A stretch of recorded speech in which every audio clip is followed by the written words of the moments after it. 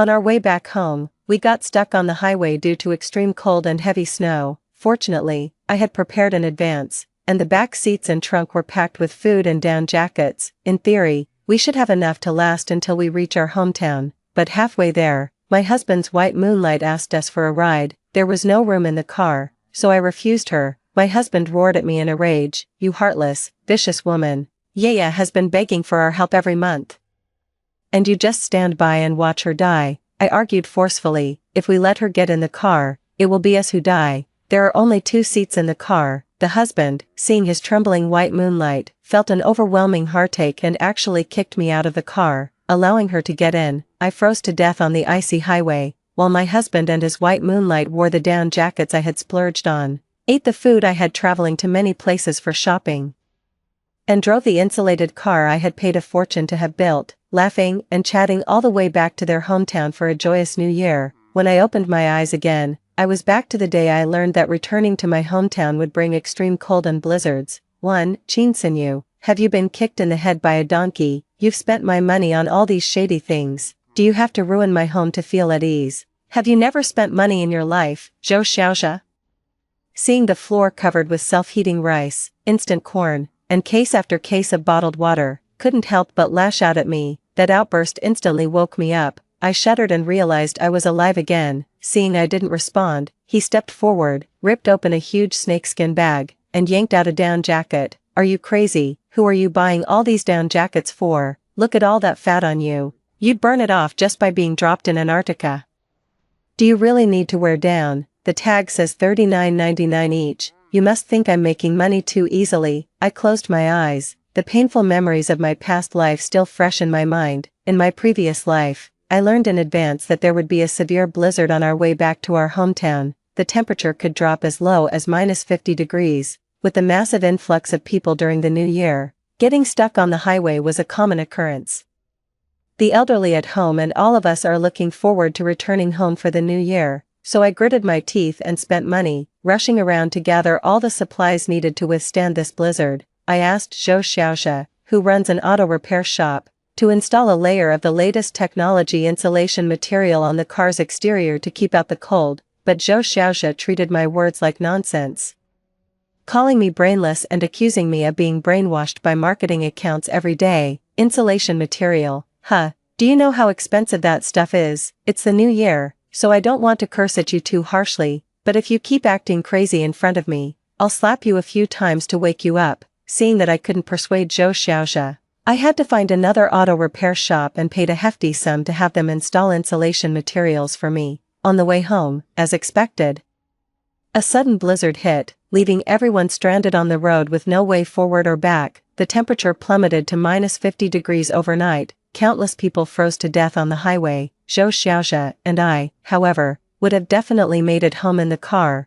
relying on the supplies and down coat I had crammed into the back seat and trunk. Lin Yu, his white moonlight, suddenly appeared out of nowhere, frantically pounding on our car window, begging us to take her back to her hometown. I coldly refused. Our supplies were already barely enough, and taking her along would mean we'd have to give up some of our resources. In the face of this apocalyptic disaster, self-preservation is the top priority. Zhou Xiaoxia, wearing the down jacket I bought, was furious. "How can you be so cruel and heartless? Yaya is pleading for help, and you expect me to just watch her die." I joined in the howling. "If she gets in the car, it's us who will die." Zhou Xiaoxia got out of the car, opened my door, and forcibly dragged me out. "If that's the case, then you get out and let Yaya get in the car." I was thrown into the snow, and even my down jacket was ripped off and wrapped around Lin Yu. I was wearing only a thin undershirt, watching them eat, drink, and dress well, listening to music and watching TV in the car, and eventually freezing to death on the highway. Thinking of this, I clenched my pale fingertips. "Chinsinyu, I absolutely won't install that damn insulation material." I nodded quickly. "Yeah, no more. Go return the items too, and use the money to give red envelopes to my parents." I obediently nodded and agreed. 2. During dinner, the weather forecast started on TV as usual. The announcer is Lin Yu, Zhou Xiaoxia's longtime crush. She had a radiant smile and spoke in a gentle, soft voice. "Now, let me report the weather during the Spring Festival. This year marks a once-in-a-century warm winter with temperatures soaring like summer. allowing citizens to go out in short sleeves. We are in the northern region, where the spring festival period is usually the coldest time of the year. I saw someone explaining last year that due to human destruction of nature, the climate would become increasingly extreme, and this year would mark the first tipping point. Zhou Xiaozhe stared at Lin Yu on TV, completely enraptured, the moment he saw me. He switched to a sarcastic expression. See, Yaya said it's going to be a warm winter this year, only someone as ignorant and stupid as you would buy so many down jackets. After saying that, he immediately picked up his phone to call Lin Yu, showering her with solicitous concern. Lin Yu said to him over the phone, Aja, can you take me with you when you go back to your hometown this year? It's so hard to get train tickets for the spring festival, and I couldn't get one. Zhou Xiaozhe readily agreed when the person he had been longing for wanted to ride in his car. He tossed me a car key and ordered, Yaya is going to our hometown with us, go wash the car, make sure to clean it inside and out thoroughly 3 times. Yaya has a thing about cleanliness. Oh, and remember to buy an air freshener for the car, preferably with a daisy scent. Also, stock up on motion sickness pills, she gets car sick, and put several soft pillows and blankets on the back seat. She's always cold. I didn't take the keys, instead I slammed the dishes down on the table. You think you're so tough, huh? I can't even get you to wash the car. What are you going to do? I replied, return it. In reality, I didn't go to return it at all. I went straight to the car rental place. The car rental manager couldn't stop smiling as soon as he saw me, showing me a bunch of luxury cars. Ma'am, how about this one? It's also a hot item for the spring festival. Driving it back to your hometown for the new year will definitely catch everyone's eye and make them green with envy. I shook my head as I looked around, and finally pointed to the car on the far right, saying, I'll take this one. The rental manager was stunned. Ma'am, are you sure you want to rent a truck to go back? I nodded, yeah, a truck looks way cooler.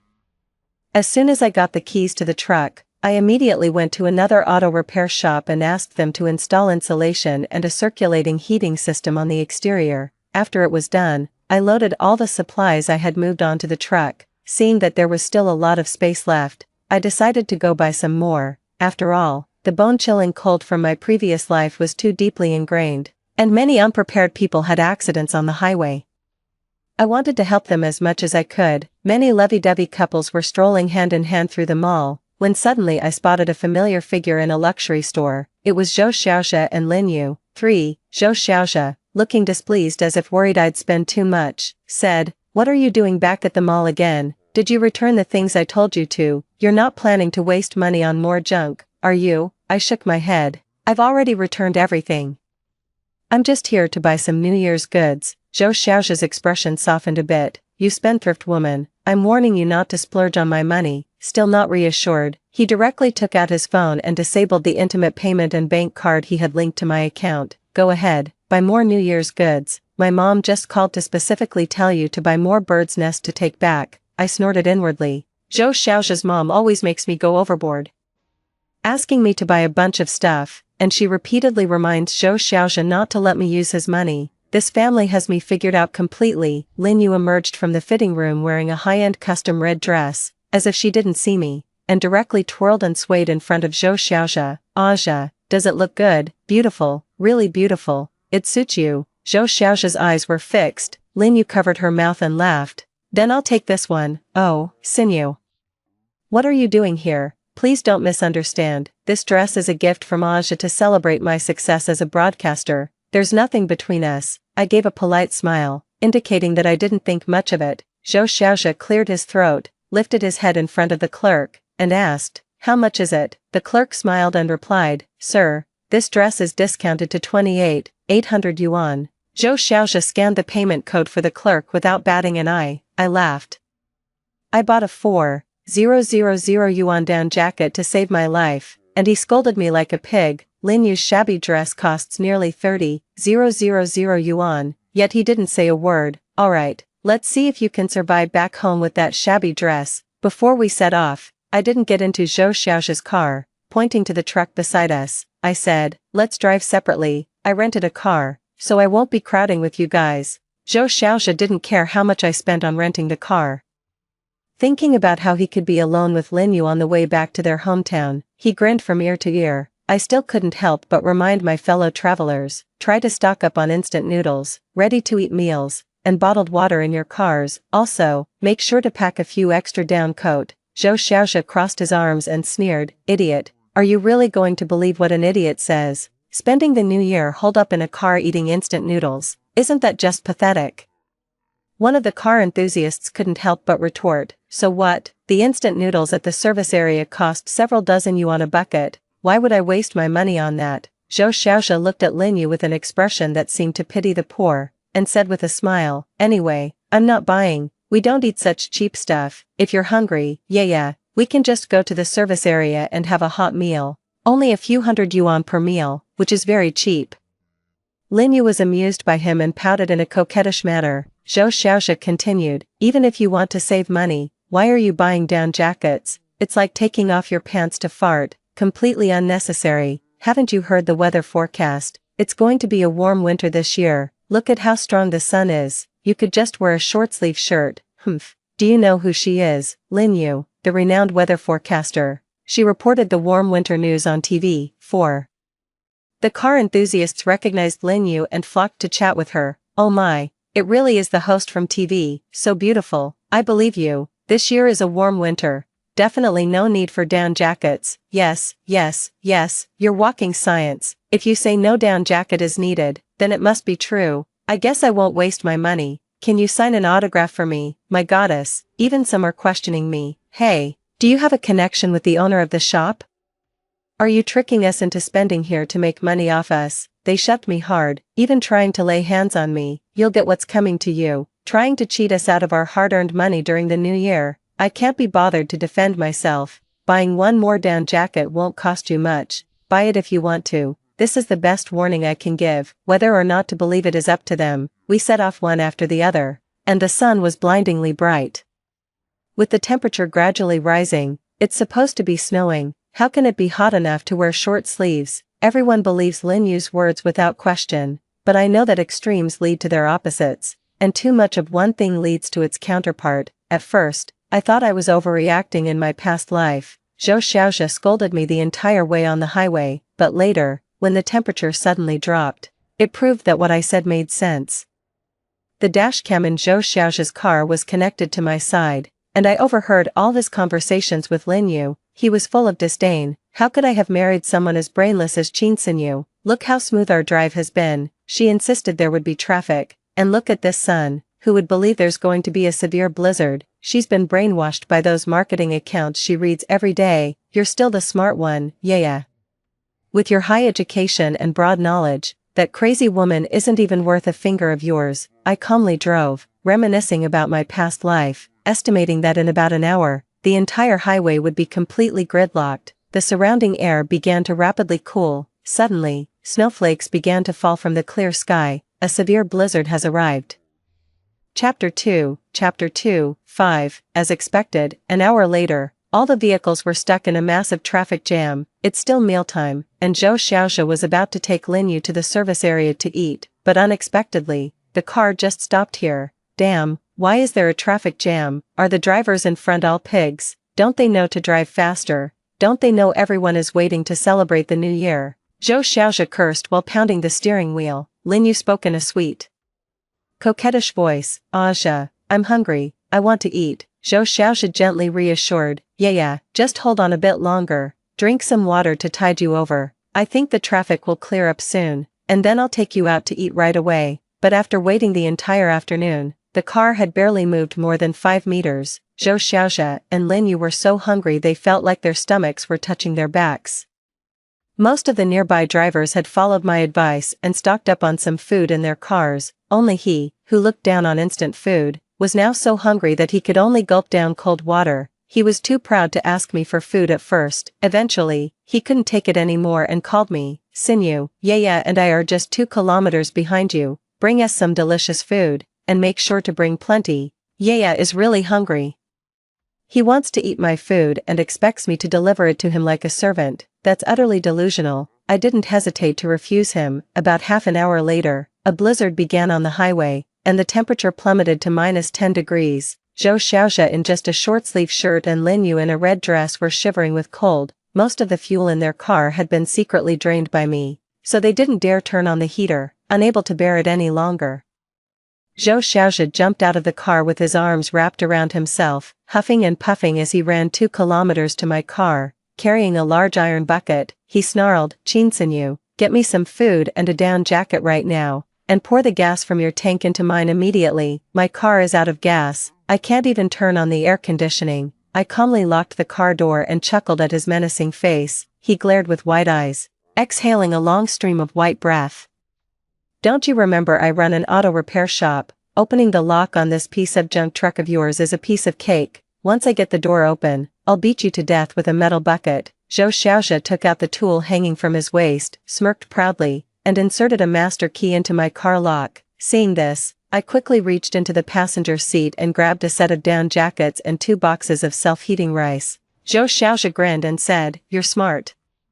Obediently handing over the stuff, with his expectant gaze, I calmly put on the down jacket, opened the packaging of the self-heating rice, grabbed the pre-prepared hot water, and began to enjoy the meal. "Sorry, I'm going to eat it myself. If you're hungry, go to the service area and eat at the restaurant. I see one about 100 kilometers away, so hurry up before you starve." Faced with my provocation, Zhou Xiaozhi's face was twisted, either from the cold or from anger. "You're dead."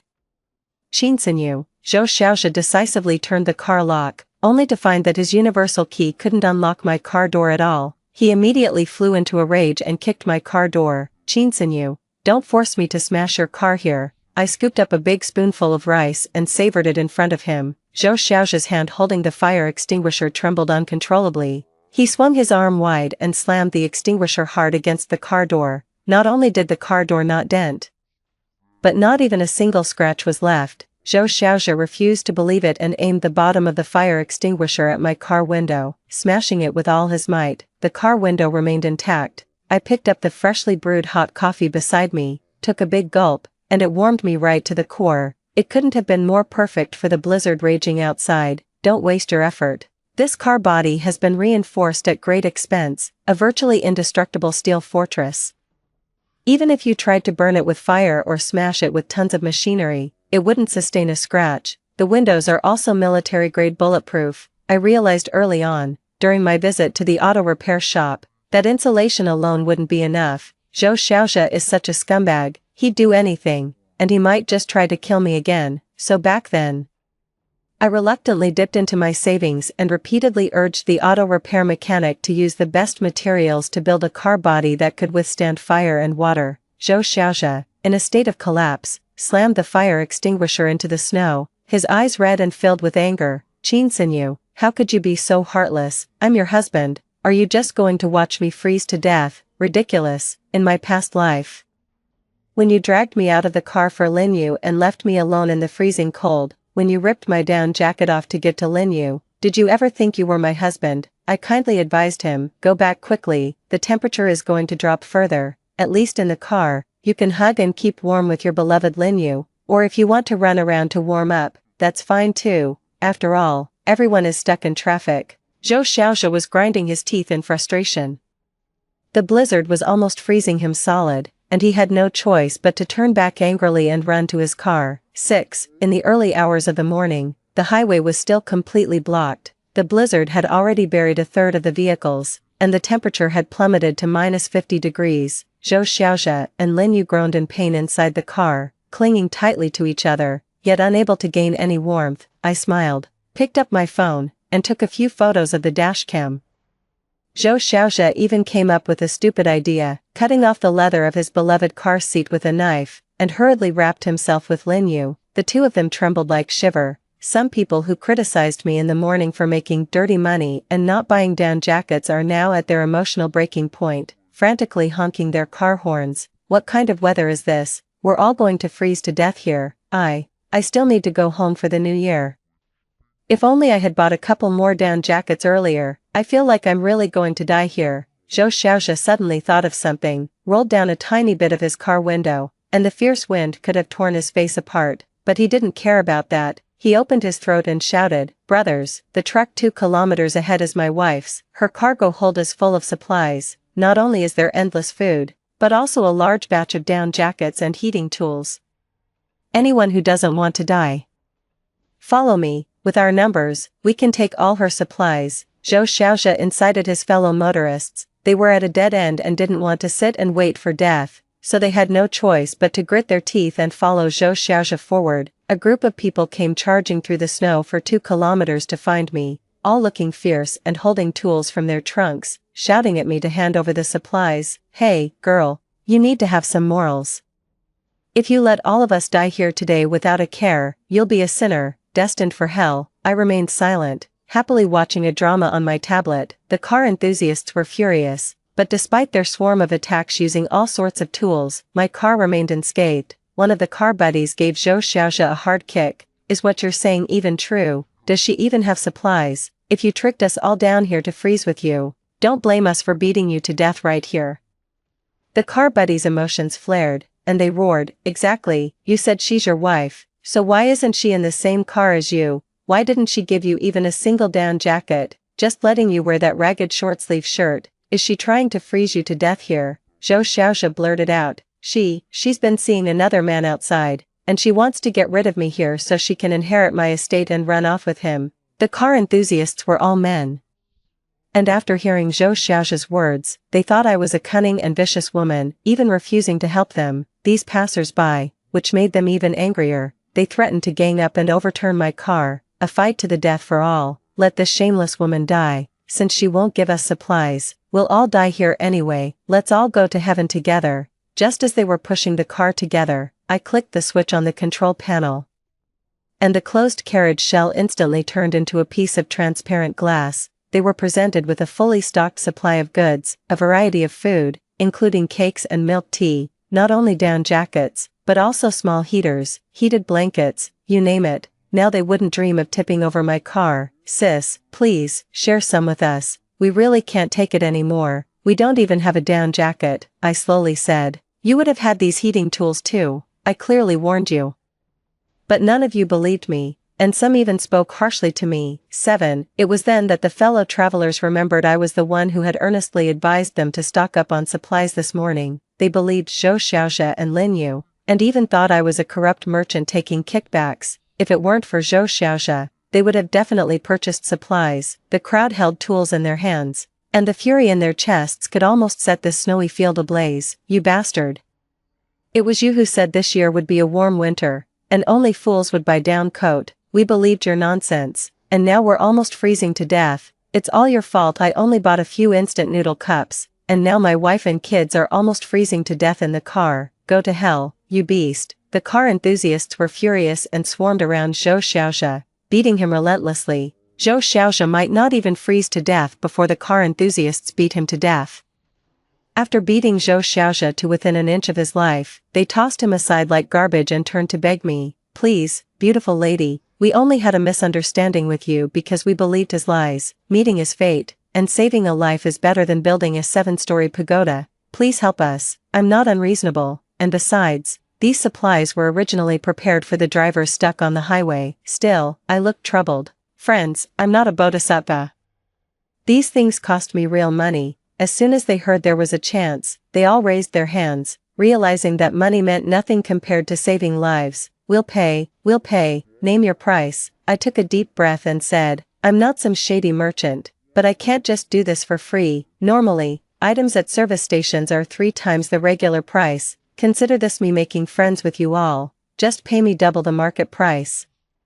Building this truck had nearly drained my savings, so every bit I can earn back now is a help. The bikers all laughed, giving me a thumbs up and eagerly shoving their payment codes at me to collect money. I flipped to the back of the car and opened a small window in a spot they couldn't reach. I tossed supplies out the small window based on their needs. Zhou Xiaoxia struggled to crawl from the ground to the side of my wheel, speaking painfully. Sinew, for the sake of our marriage, could you sell me a little? I smiled down at him. Sure, what do you need? Zhou Xiaoxia spoke weakly. I need hot water, instant rice, 2 blankets, and 2 down jackets. I quickly calculated on my phone. The instant rice is originally 30 yuan per box, the blankets are 2,000 yuan each, and the down jackets are 5,000 yuan each. The total is 70,300. Since we were once a couple, I'll round it down for you. Just give me 70,000. 8.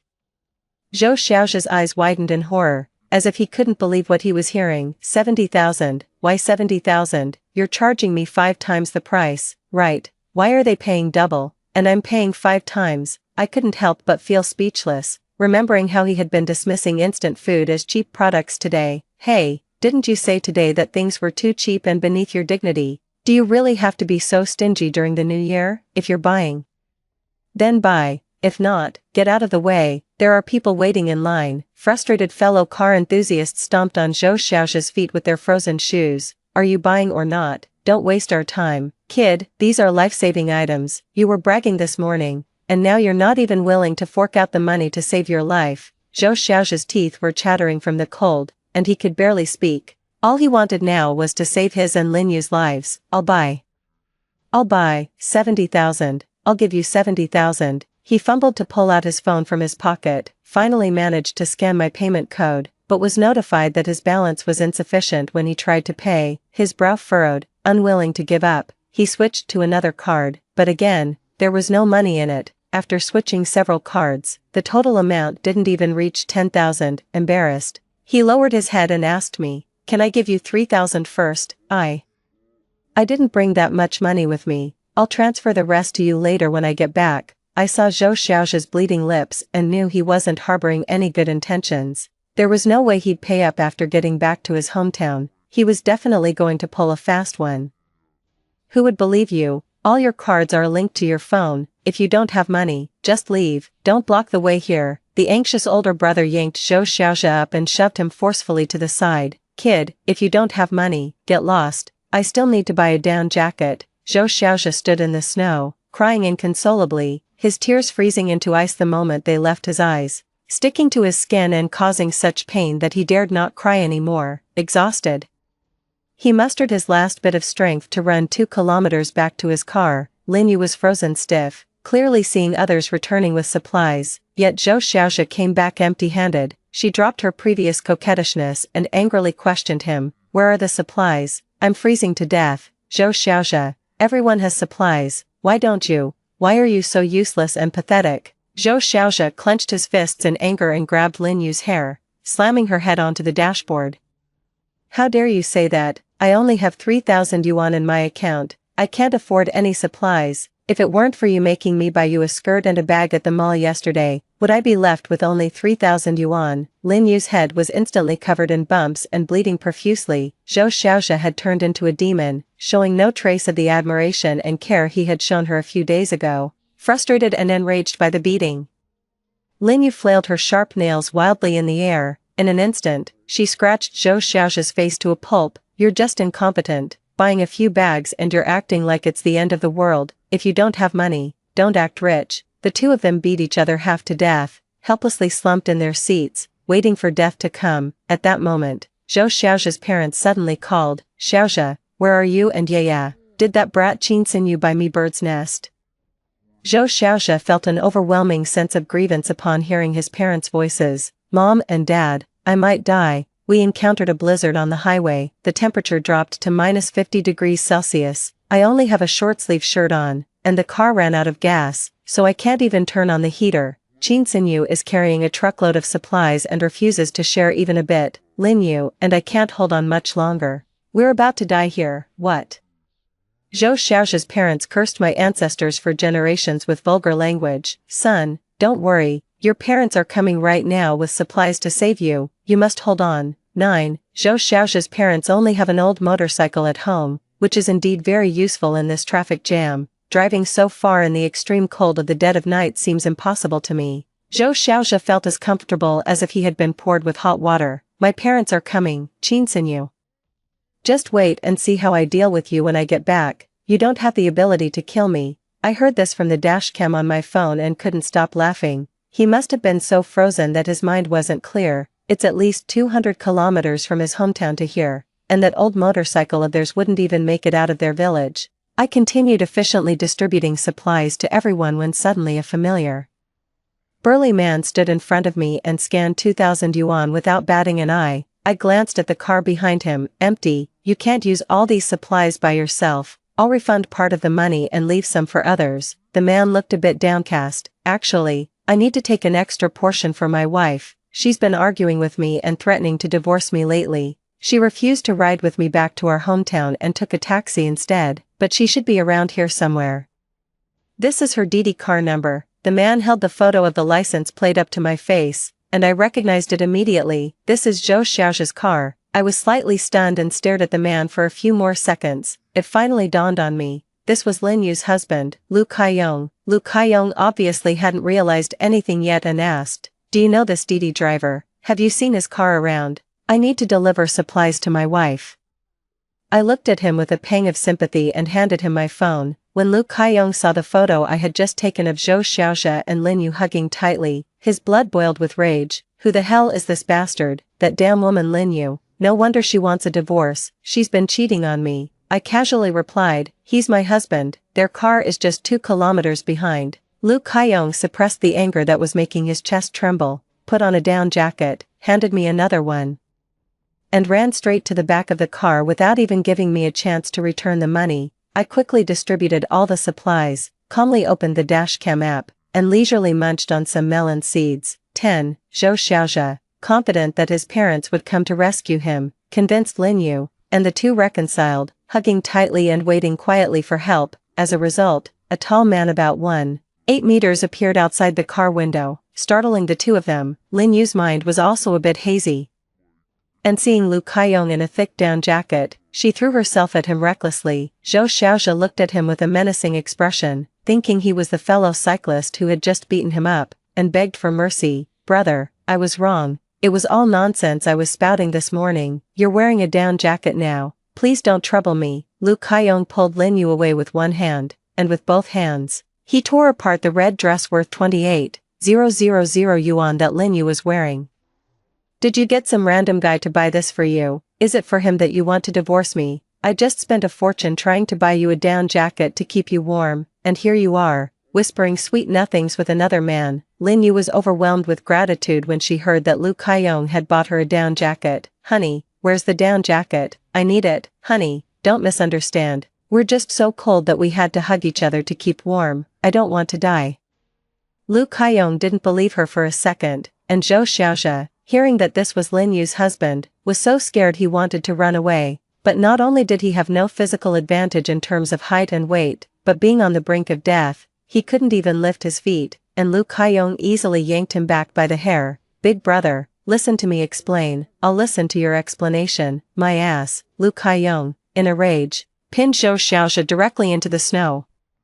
Raining down punches like meteors, Lu Kaiyong deliberately left Zhou Xiaoxia with a breath of life, leaving Lin Yu frozen in fear behind him as he turned and walked away. "Honey, don't leave me. I want to go back with you." Lin Yu, completely naked, stood frozen, her hoarse voice unable to make Lu Kaiyong turn back. She tried to drag Zhou Xiaoxia back to the car, but her strength was far from enough. To save herself, she had no choice but to abandon Zhou Xiaoxia and hide back in the car. It wasn't until noon the next day that the blizzard gradually subsided, the sun appeared, and the temperature began to rise. Zhou Xiaoxia's parents overcame countless hardships along the way, bringing a pile of supplies to find him. "Xiaoxia, Xiaoxia, where's my son?" A compassionate man on the road pointed to the body on the ground that no one dared to approach, trying to warn them. This only earned him a torrent of curses. "You idiot, that's not my son. My son is fine. How could he be dead? He's coming home for the new year." No matter how hard they searched, they couldn't find Zhou Xiaoxia. The body, frozen in the snow, covered in a thick layer of snow, began to melt. Only then did they truly see Zhou Xiaoxia's face, collapsing to their knees and crying uncontrollably. Lin Yu, however, didn't survive the night and died in the car. 2 people died in this disaster. After the blizzard stopped, the rescue team launched the rescue operation. They learned that it was me who distributed supplies to everyone during the blizzard, which reduced the casualty rate so low, and they respectfully applied for an award for me. Soon after, the highways also started to run smoothly. I drove home with the New Year's goods I bought for my parents in the car, happily looking forward to celebrating the big holiday. Story 2. In the 3rd year of our marriage, Yu Mian and I grew to loathe each other, and he committed suicide. On the day of his funeral, his first love, Li Yu, brought a diary. She said that Yu Mian had a crush on me for 10 years. The diary was filled with his inferiority complex, stubbornness, and the despair of being tormented by the thought of death time and time again. I failed to save him. So I accompanied him into a long sleep at the funeral. When I opened my eyes again, I had returned to 10 years ago. Everyone was spreading the word that Yu Mian was my sworn enemy, but I tightly grasped the hand of the young Yu Mian and said, Yu Mian, this time, please don't leave me behind. 1. I was Yu Mian's wife, but he didn't love me, because Yu Mian had a first love that he had been secretly in love with for 10 years. On the day his first love got married, he proposed to me. On the day his first love got divorced, I proposed a divorce to him. There was someone else in Yu Mian's heart, yet I foolishly hoped that he could love me. So, it took me 7 years to change our relationship from sworn enemies who were at loggerheads to a couple who maintained a polite facade. Then, in the following 3 years, we went from being polite to loathing each other. I just didn't expect that instead of waiting for Yu Mian to fall in love with me, I first received the news of his first love's divorce. That day was our 3rd wedding anniversary. I waited for Yu Mian for a long time with the cold food at home, but he didn't show up. I knew that Yu Mian had gone to see his first love. At 3 o'clock in the morning, Yu Mian rushed home in a state of exhaustion, and what he got was my heartbroken proposal of divorce. There was so much sadness in his almond-shaped eyes that it seemed to overflow. Looking like he loved me deeply, I sneered and said, Yu Mian, you make me feel sick. Yu Mian hugged me in a panic. But I smelled the scent of women's perfume on his collar. His voice trembled. Yu Jiao, don't you want me anymore? I pushed him away without hesitation, picked up my suitcase, and turned to leave, but I didn't expect that that was the last time I would see Yu Mian. In the 3rd year of our marriage, he committed suicide. 2. Not many people came to Yu Mian's funeral. He was an orphan, not familiar with his colleagues, and had few friends, counting it up.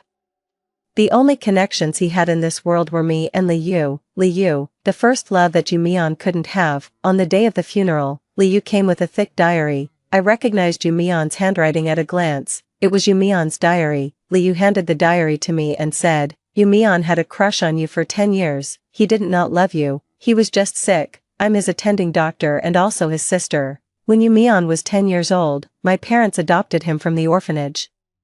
And he stayed in my home for a year. A year later, I got a new younger brother, and Yu Mian went back to the orphanage. He suffered from depression. Life was so difficult for him, but he still desperately came to you. 3 years ago, his depression improved, and he summoned up the courage to confess his love to you. After I got divorced and returned to the country, he came to me asking for his high school diary, just to make you happy. He was sick. But in order to prove his love for you, he didn't hesitate to expose his bloody scars. But what did you do to him? What did I do to him? I questioned his loyalty and insulted his personality. The last words I said to him were, Yu Mian, you make me feel sick. I trembled as I opened Yu Mian's diary. The diary was filled with his inferiority complex, stubbornness, and the despair of being tormented by the thought of death over and over again. But the words Yu Jiao appeared more frequently. Tears blurred my eyes, and the memories became clear. I suddenly remembered the day he proposed. Yu Mian held a large bouquet of roses and smiled shyly. He asked solemnly, Yu Jiao, would you consider being with me? I had lost someone who loved me deeply. The morning hall became empty. Li Yu had left. I hugged Yu Mian's diary and curled up beside his coffin. I failed to save him, so I accompanied him into a long sleep at the funeral. I don't know how long it had passed, but I was awakened by a commotion. When I opened my eyes again, I had returned to 10 years ago. Before the monthly exam, a transfer student came to our class. As soon as he came, he snatched the first place in the grade from me. The transfer student's name was Yu Mian. After the monthly exam, the head teacher arranged for me to be Yu Mian's deskmate, but I publicly refused without giving any face. Everyone was spreading the word that Yu Mian was my sworn enemy. The head teacher's face turned terrible looking, and just before she was about to lose her temper, I finally woke up from my memories. Yu Mian pursed his lips, and his beautiful almond-shaped eyes were covered by his long eyelashes, making it impossible to see his emotions. He walked straight to the empty seat in the corner, but I suddenly stood up and tightly grasped the young Yu Mian's hand. My bad friend Jiang Yanli thought I was so angry that I was going to beat Yu Mian.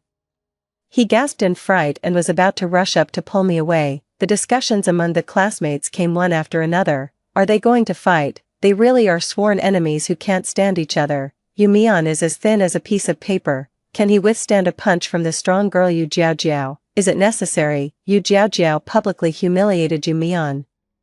Isn't she over her anger yet? The head teacher frowned and was about to speak, but I preempted her and said, I was wrong just now. I want to sit with you, Mion. Mion suddenly lowered his head and stared at me. His almond-shaped eyes widened like a cat's, full of disbelief. The head teacher asked doubtfully, You Jiao Jiao, do you really want to be Mion's deskmate? I nodded sincerely. After making some promises, I finally sat beside Mion as I wished.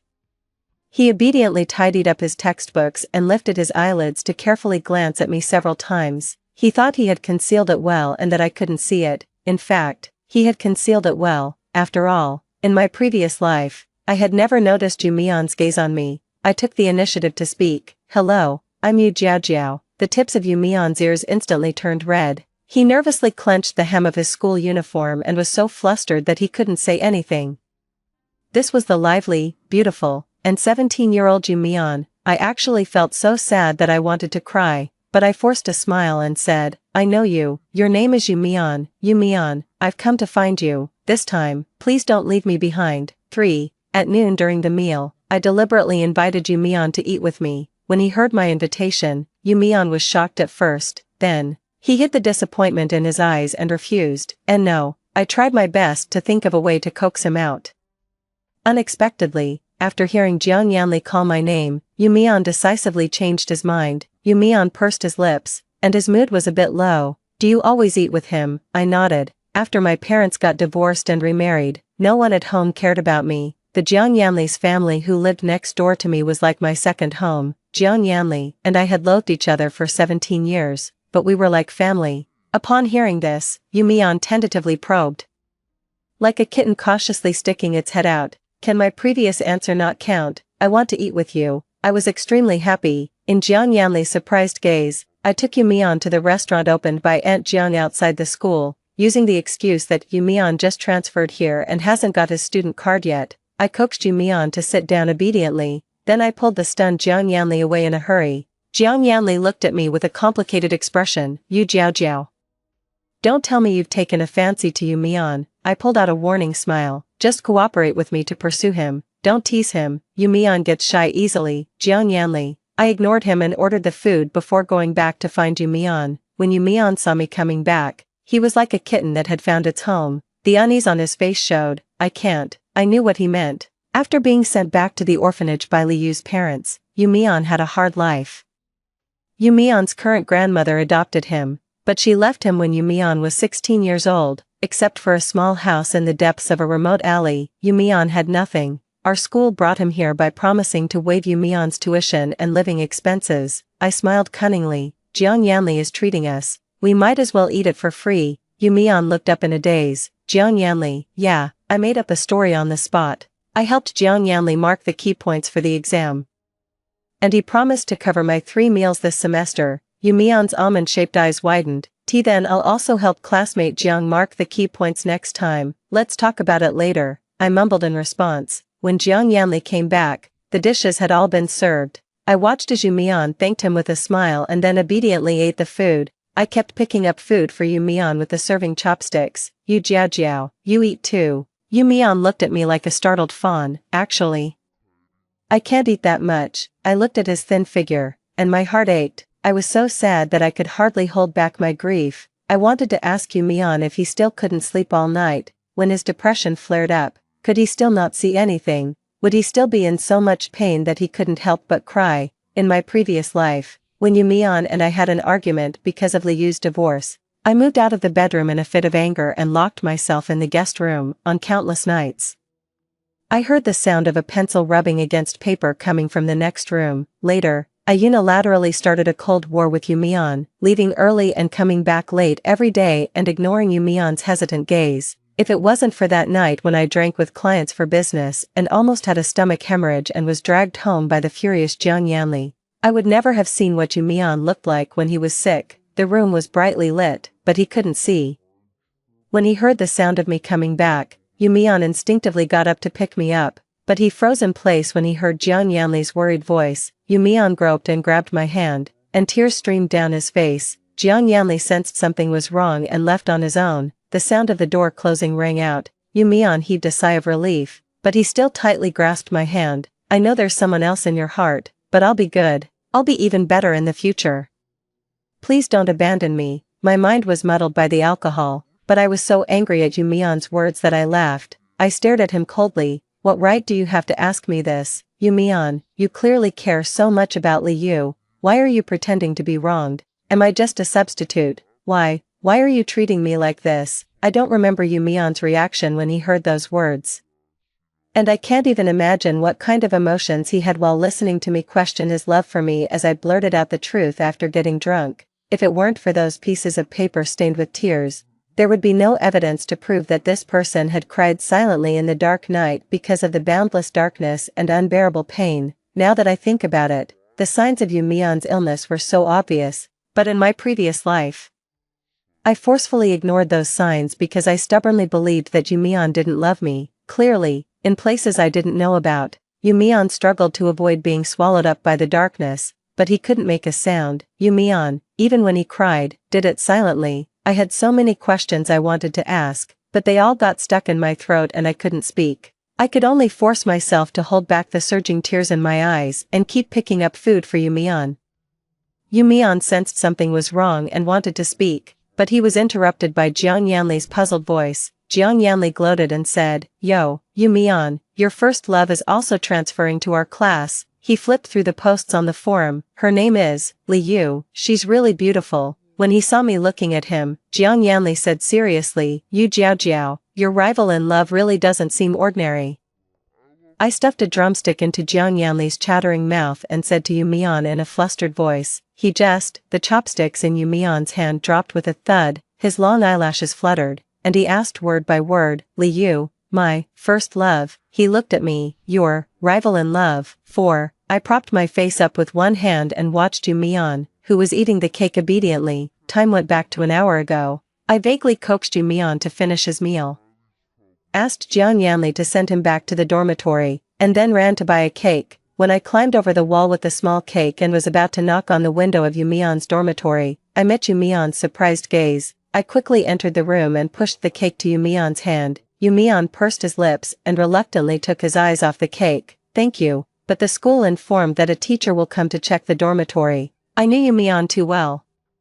He still couldn't properly accept the kindness from others, or maybe, in his 17-year life, few people had shown kindness to him. When I didn't say anything, Yu Mion thought I was angry. He sat on the chair and carefully lifted his eyelids to look at me. "I didn't mean to drive you away. After a while, he blushed with anxiety but still couldn't say anything. Finally, he almost mumbled in despair, "Don't be so good to me. What should I do if I get used to it?" The 27-year-old Yu Mion couldn't learn to be calm, but the 17-year-old Yu Mion was surprisingly easy to understand. Love, hate, anger, and infatuation were all reflected in his almond-shaped eyes, shimmering with light. I pouted and whined. "I queued up for a long time to get this. Don't you really want to try it?" Yu Mion blinked in a flustered way, and his expression softened a bit. I still looked at him pitifully and didn't move. Finally, Yu Mion compromised. He cut the cake into 2 pieces and pushed the bigger piece to me. You eat too." I absent-mindedly ate the cake and propped my face up to look at Yu Mion's quiet profile. Yu Mion liked sweet foods, but even though the school waived his tuition and living expenses, he still lived a very difficult and straitened life. I once saw Yu Mion's 3 meals a day, 2 steamed buns in the morning, shredded potatoes with 2 liang of rice at noon, and almost nothing at night. Yu Mion was so frugal that he wished he could split 1 cent into 2. How could he afford to buy a cake, which was almost a luxury for him? There were many cake shops near the school. I also saw Yu Mion looking longingly at those sweet treats from a distance on a few occasions. On an impulse, I secretly bought a cake and wanted to put it in Yu Mion's desk, but I saw Li Yu and Yu Mion about to share a cake. There were few people in the classroom at noon. Hearing the sound of me opening the door, Yu Mion and Li Yu naturally looked at me. Yu Mion's gaze seemed to pierce through my secret thoughts. Embarrassed, I hid the cake behind my back and fled in a hurry. Later, during the few happy times in my marriage with Yu Mion, he once took me to a dessert shop as if showing off a treasure. While waiting for the order to be packed, the store manager chatted with Yu Mion. "Mister, you hasn't been here for a long time." The store manager glanced at me. "This is the first time Mr. Yu has brought someone other than Miss Li here." I immediately understood what the store manager meant. This was a store that Li Yu and Yu Mion often visited, but since Li Yu got married, Yu Mion had never come back. Yu Mion was finally opening his world to me. I should have been happy, but I only felt he was cruel. What kind of mood did Yu Mian have when he took me to this dessert shop filled with memories of him and Li Yu? In this marriage that I forced, who exactly was I to Yu Mian? A wife, or a substitute? The moment when I fled with the cake at the age of 17 flashed before my eyes. I broke free from Yu Mian's hand and fled again, like a clown who had finally ended a one-man show. I left Yu Mian alone in the dessert shop. After that day, the relationship between Yu Mian and me, which had been somewhat close, became polite again. Even our interactions carried a cautious and ingratiating tone. When Yu Mian took the last bite of the cake, I came back to my senses from the memories. I skillfully grabbed a piece of paper and wiped the cream from the corner of Yu Mian's mouth. Like a startled cat, Yu Mian's body stiffened, and he stammered, you jiao jiao. Seeing that I didn't respond, Yu Mian shyly lifted his eyelids, and there was a hint of joy in his almond-shaped eyes. He was like a cat that had soothed its own ruffled fur and was exposing its soft belly to act coquettishly. I reached out again and wiped the non-existent cream from the corner of Yu Mian's mouth. When Yu Mian let down his guard, I suddenly said, what Jiang Yanli said at noon meant exactly that. The tips of Yu Mian's fingers gripping the cake fork turned pale nervously. What? I looked at Yu Mian and said, Yu Mian, I like you, and I want to pursue you. Seeing Yu Mian's ears turn red with shyness, I continued to tease him. So, what do you think? Can I pursue you? Footsteps came from the corridor, and someone shouted from afar, dormitory inspection, dormitory inspection. When the knock on the door sounded, Yu Mian was startled and pushed me as if waking up from a dream. The teacher is here, hurry up and leave, you'll be punished if you're found. But I held Yu Mian's slender and well-defined hand. You haven't answered me yet. I asked him, Yu Mian, can I pursue you? Yu Mian slowly lifted his eyelids and looked at me. There's no need to pursue me. The footsteps were getting closer, but I could only hear the sound of my own heartbeat. In the thunderous sound, Yu Mian's voice trembled. If it's you, there's no need to pursue me. Whatever you want, as long as I can do it, I'll give it to you. Yu Mian hid the inferiority in his eyes. But I'm still a bit lacking now and not good enough to be worthy of you. I heard his voice, shy yet firm. So, you jiao jiao. There's no need to pursue me. I'll try my best to get closer to you little by little. 3 weeks after I tricked Yu Mian into having meals with me, Li Yu finally completed all the transfer procedures and came to our class. Li Yu was the typical child of others, meaning an outstanding person often used to compare with one's own child. She was excellent at studying and had a cold and distant air about her. A well-known unattainable beauty like a flower on a high mountain, in my previous life. This unattainable beauty showed a bit of tenderness only to Yu Mian. I had seen Yu Mian smile at Li Yu with a gentle expression that I had never seen before countless times, which made me even more certain that Yu Mian liked Li Yu. But this time, perhaps because of my rebirth, the situation had changed a lot. Li Yu and Yu Mian hardly interacted, just like ordinary classmates. Even so, it couldn't stop everyone's gossipy eyes. The story of the poor and beautiful top student secretly in love with the well-known unattainable beauty became a topic of conversation during everyone's leisure time. Even during breaks, some people would pass by the classroom window out of curiosity, and Yu Mian seemed too dull to notice these gazes. He casually pulled over the Chinese test paper and softly explained an appreciation question to me. I had always known that Yu Mian was a bit self-conscious. Since he accepted my kindness of improving his 3 meals every day, he always wanted to give something in return. I didn't want Yu Mian to take the test paper to Jiang Yanli, so I justifiably tricked him into helping me. I was always straightforward and couldn't figure out the twists and turns in Chinese appreciation. God knew how those words, when combined together, could change their meaning just by adding a comma. What was there to appreciate? I always believed that things would work out in the end, but Yu Mian took it seriously. He carefully made a study plan for me and earnestly urged me to finish it on time. Whenever I felt overwhelmed and wanted to give up, Yu Mian would look at me with a persistent and pleading gaze. For example, at this moment, I stared at Yu Mian's profile and lost my mind. Under such a gaze, the tips of Yu Mian's ears turned red little by little, and even his fair neck was tinged with a light red color. I held back my laughter and looked out the window. But Yu Mian quietly reached out and hooked his finger into my sleeve. Why don't you look at me? I turned back. Aren't you shy? Yu Mian pursed his lips, moved forward a bit, and blocked my view of the outside. You jiao jiao. Don't look at them. I drawled and started teasing him. Don't look at them. But you get shy when I look at you. If I look at you a few more times, you'll. Yu Mion's fingertips curled slightly. You can look at me. He slowly leaned closer, and I could almost smell the clean scent on him. As our breaths intertwined, Yu Mion suddenly pulled the test paper over. I'll let you look at me after I finish explaining this question. I suddenly came back to my senses. Wait, who taught Yu Mion this trick? When did he learn to use seduction? When Yu Mion finished the last syllable, the class monitor and the art committee member finally arrived. The New Year's Day was approaching, and the school exceptionally allowed the senior 3 students to participate in this year's New Year's Day party. Among a series of singing and dancing performances, the play Sleeping Beauty reported by our class was particularly eye-catching. What was even more remarkable was that someone had already spread the news that Yu Mion would play the role of the beauty in Sleeping Beauty. The role of the beauty was decided, but the actor who would play the prince who woke up the beauty remained undecided. Among the candidates, Liu had the highest support, but there were so many people coveting Yu Mion's good looks, the art committee member had no choice but to hold a vote. When the last vote was counted, Liu and I were far ahead, but embarrassingly tied. Yu Mion came back from the head teacher's office and knocked on the classroom door. Everyone's eyes were on Yu Mion.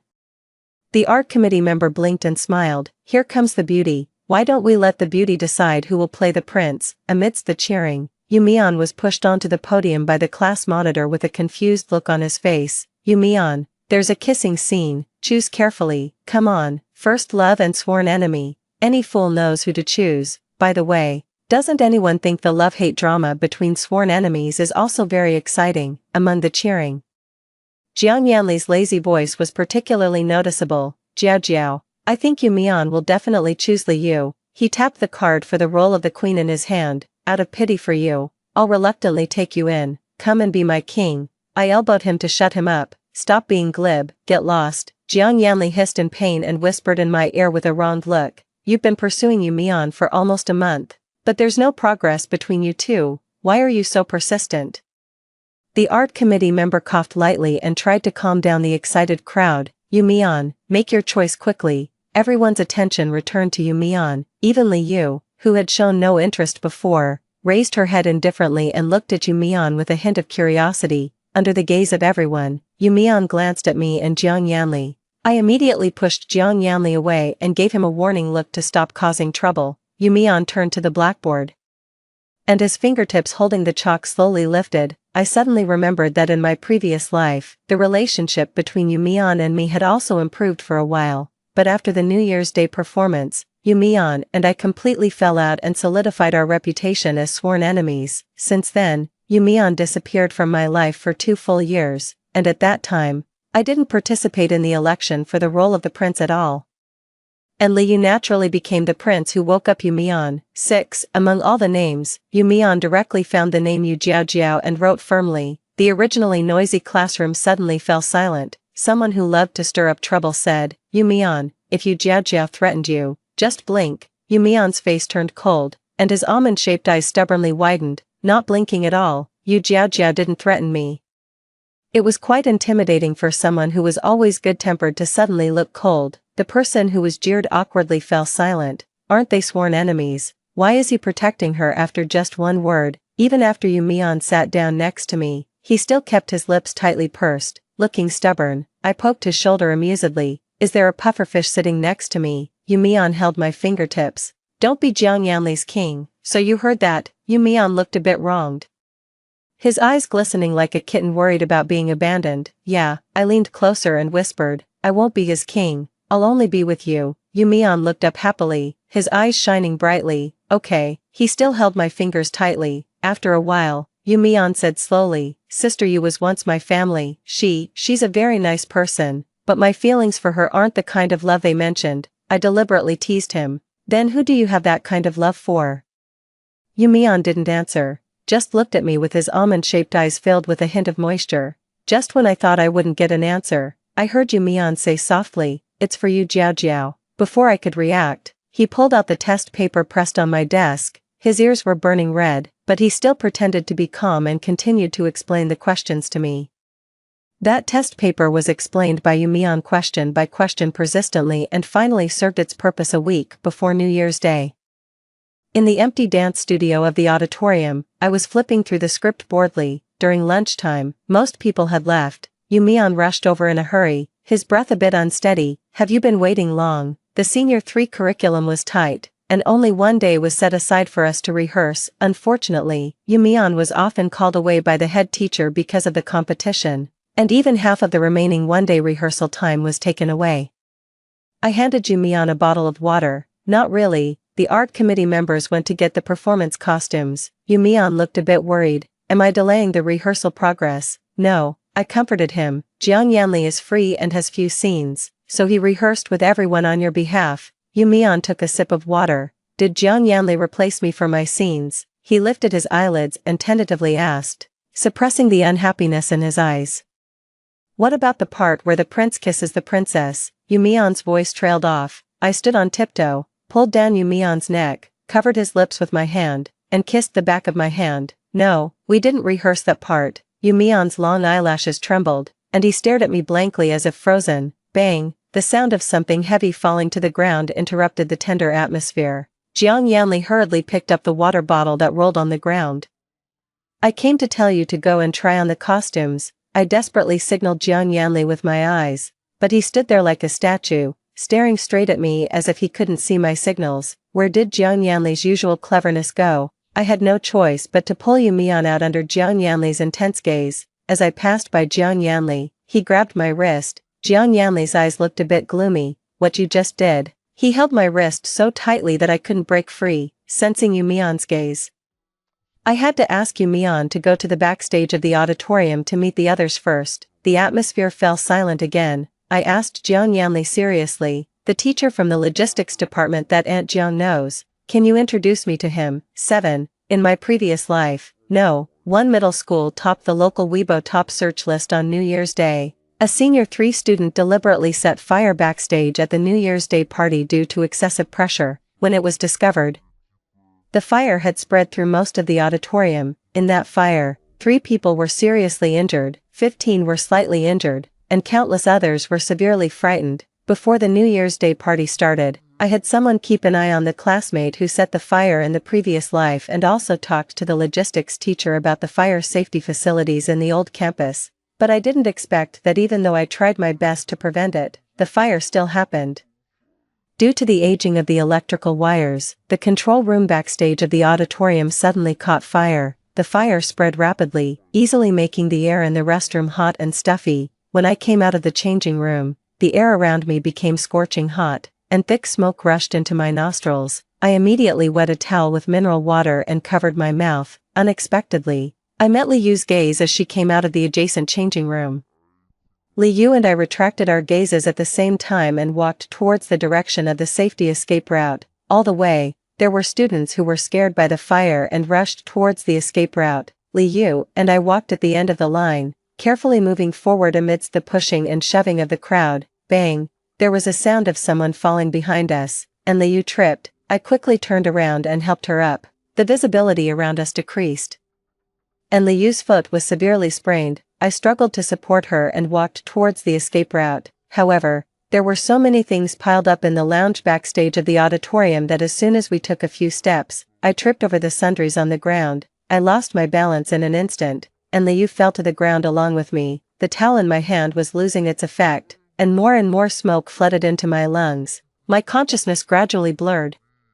Before I completely lost consciousness, I seemed to see the figure of Yumian. Countless despair spread silently, clutching my heart in pain. Why can't I change the established fate even if I start over? I watched as Yumian helped Li Yu up, and then I completely lost consciousness. 8. I had a dream. In the dream, Yumian and I were still sworn enemies. I thought Yumian liked Li Yu, so I stubbornly refused to say a good word to him. I thought this could maintain my self-esteem, but later, when I learned that Yumian was going to perform in the fairy tale play, I agreed to Jiang Yanli's request to play the king. On New Year's Day, before we even got on stage, the auditorium caught fire. When Li Yu and I came out of the changing room, there were almost no people backstage. The visibility was very low, and we could only grope our way forward. When Yumian came, Li Yu tripped over the sundries piled on the ground and fell in front of me. My outstretched hand couldn't catch her, and I felt Yumian's gaze. I wanted to explain to him that I didn't push Li Yu.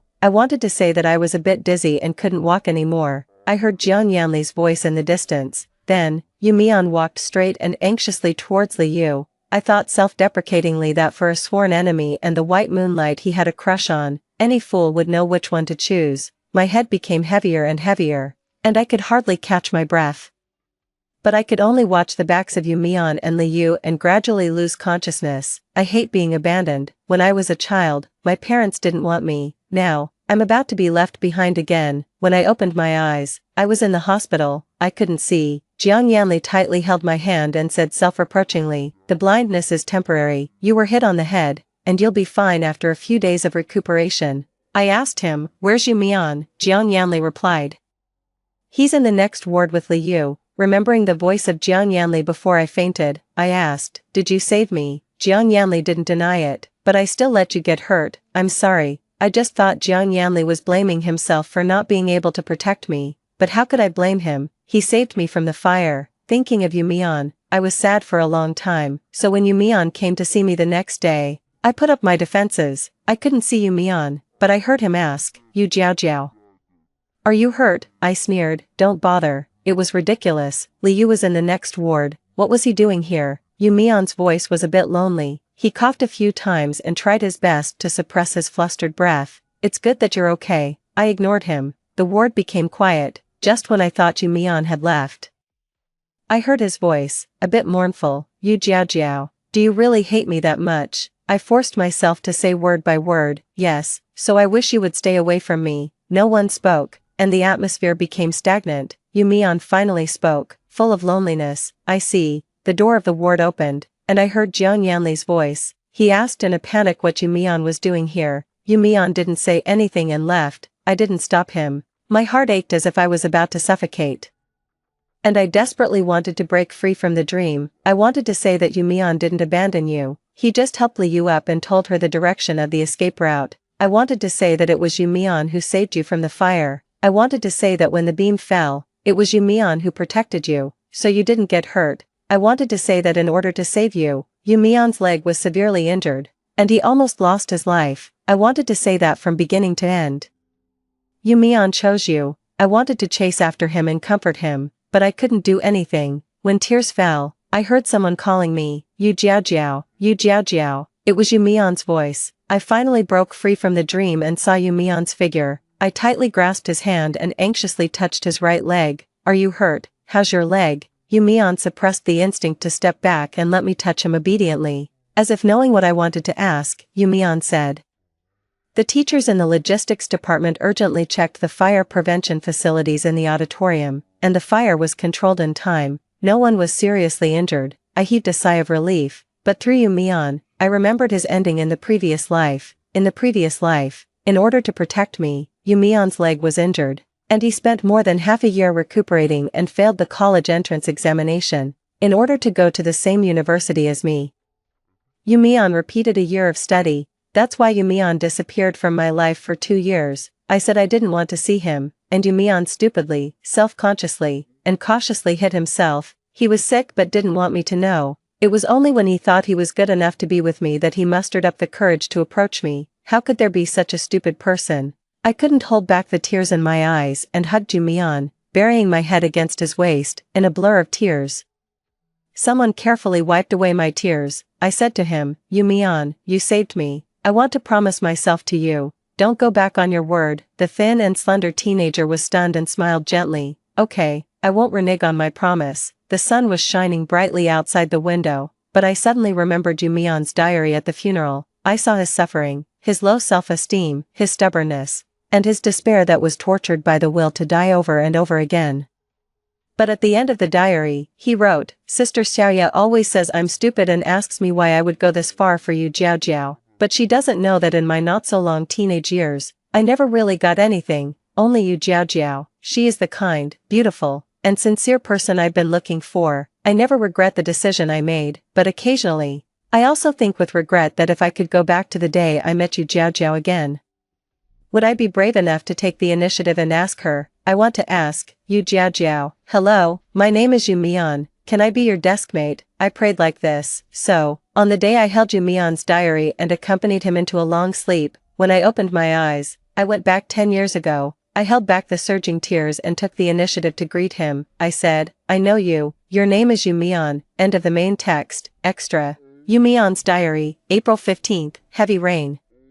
When Uncle Lee sent me back to the Welfare Institute, the director was very unhappy. There wasn't much money in the institute, and the director didn't like me. Jinxie, you were born with a lowly life. The director said this to me with deep disgust in his eyes. I blinked and desperately held back the urge to cry. Maybe it's because I'm not good enough, so the director didn't like me, and neither did Uncle Lee. June 1st, cloudy. I was left at the gate of the Welfare Institute on Children's Day.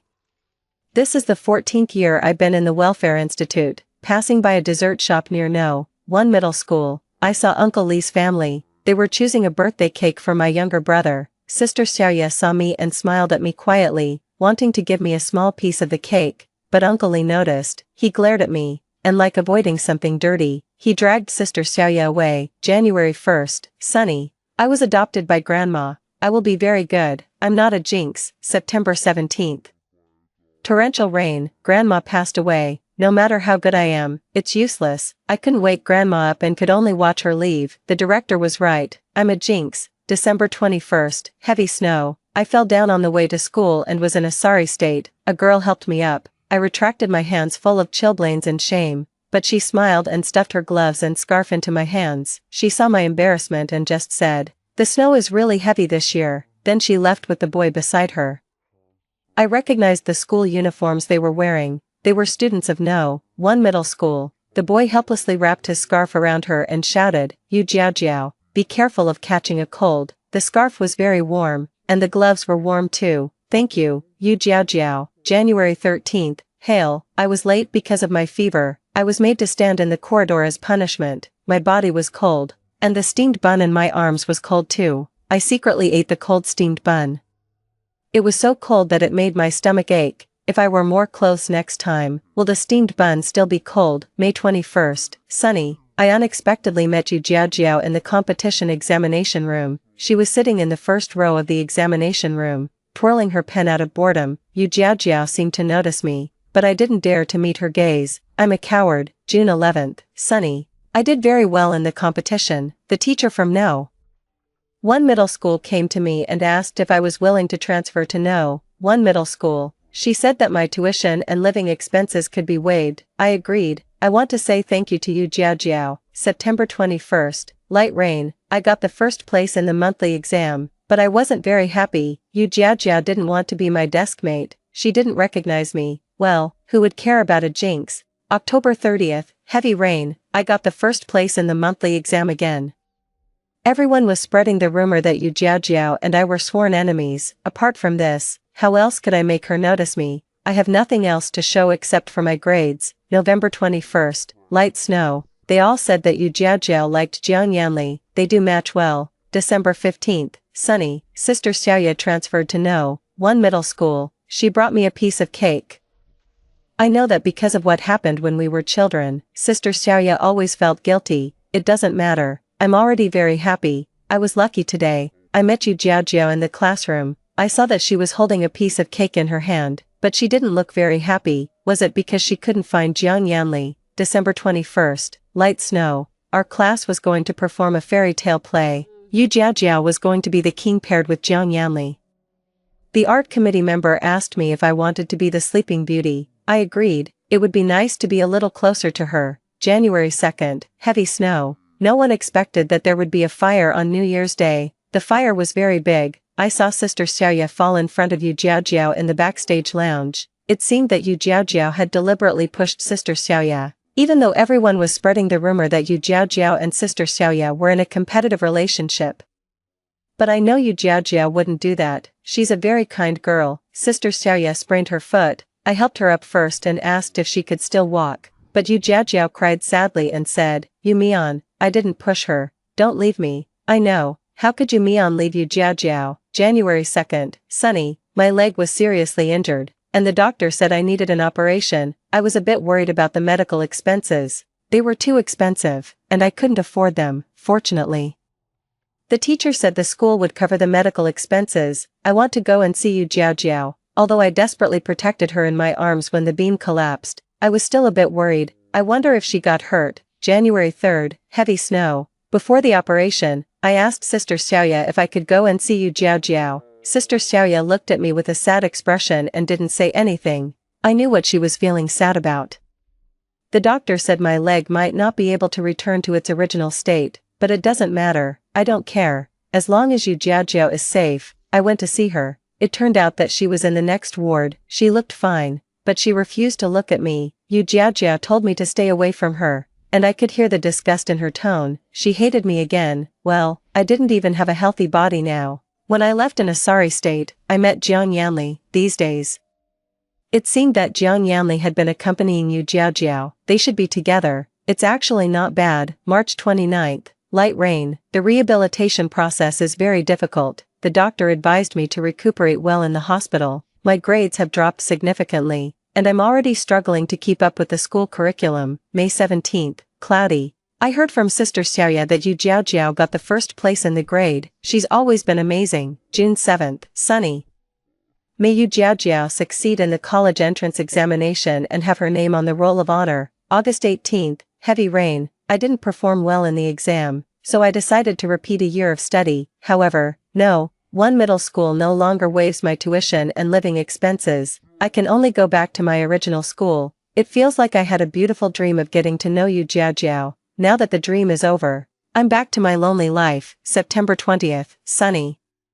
Sister Xiaoya came to visit me and said she was in a relationship. I'm really happy for her. I wanted to ask her about Yu Jiao, but I was a bit too afraid. What is Yu Jiao doing? Is Jiang Yanli good to her? I hope Yu Jiao is happy today too. December 21st, heavy snow. The road is very slippery, my leg hurts severely, and I'm walking unsteadily. Sure enough, I fell again, but this time, no one helped me up, ignored my embarrassment, and smiled, saying that the snow is too heavy this year. It's snowing again. I hope Yu Jiao is happy today too. January 28th, light snow, but I didn't expect that would be the last time I saw Yu Mian.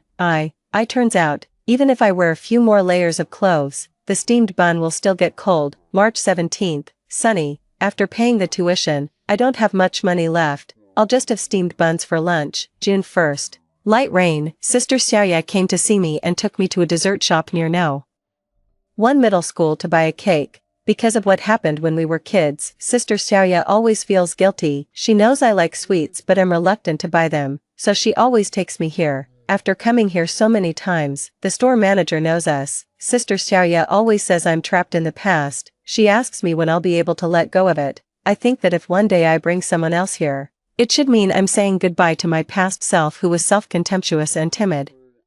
June 24th, sunny. I did very well in the exam. Sister Xiaoya asked me which school I plan to apply to. I didn't answer. I want to go find Yu Jiao. Sister Xiaoya saw through it and said I clearly had better options. So why was I still so persistent about Yu Jiao? She said maybe Yu Jiao had already forgotten about me, and why should I go and embarrass myself? Sister Xiaoya says I'm stupid and asks me why I would go this far for Yu Jiao. But she doesn't know that in my not so long 10-odd years, I've never really had anything, only Yu Jiao. She is the kind, beautiful, and sincere person I've been looking for. I never regret the decision I made, but occasionally, just occasionally, I also think with regret that if I could go back to the day I met Yu Jiao again, would I be brave enough to take the initiative and ask her? I want to ask, hello, Yu Jiao. My name is Yu Mian, can I be your deskmate? I've been praying for this. Story 2, 8 years ago, when Leo confessed his love to me, he said he would love me for the rest of his life. 8 years later, he got my best friend pregnant, transferred my family's assets to his name, and coldly suggested, let's get a divorce. There's only 100,000 left in the bank, and it's all yours. The moment I opened my eyes, I was back to my school days. That year, I was 18, bright and cherished like a fiery sun.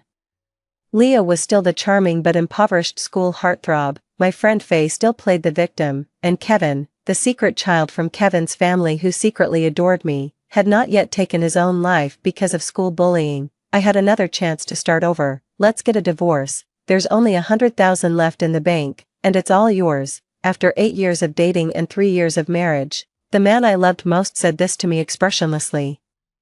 Leo and I were high school classmates. He was the attractive poor boy, and I was the spoiled rich girl. I had a crush on him since high school, and on the night of our final exams, under the starry sky, he confessed his feelings to me. "Jane, be with me." My heart raced with joy, my face flushed as I looked at him, and naturally, we ended up together. In our 5th year of dating, my father finally agreed to our marriage, saying, "Jane, I haven't been in good health these past few years. I'm handing over the company management to both of you, along with the cash flow." Then, earlier this year, my father passed away. Leo became increasingly busy and eventually stopped coming home at night. A month ago, the company my father left us went bankrupt. Leo said that after liquidation, all we had left was 100,000, which he was leaving to me. "Sign here, Jane." I stared at Leo's unfamiliar face, unable to imagine that over these past 8 years, he had once doted on me to the envy of others. He would massage me at night, hold me in the mornings, and never leave without a kiss goodbye.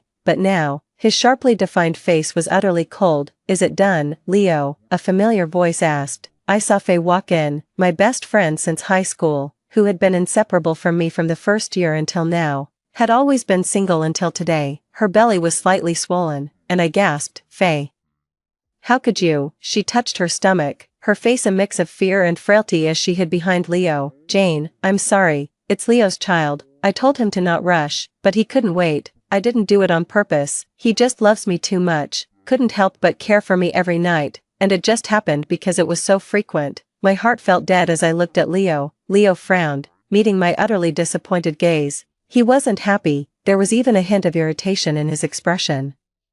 He said to Faye, "Go outside, don't stress the baby." Reluctantly, Faye left, and as she closed the door, she flashed me a victorious smile. I turned to Leo. "So, it has come to this. I finally understand that my family didn't go bankrupt. It was you who drained and transferred the assets, right?" Leo remained silent. I smiled at him, and as I smiled, I cried. "So these 8 years of affection were also a lie, Leo? You never loved me at all." Leo clenched his fists, silent, as I fell backward.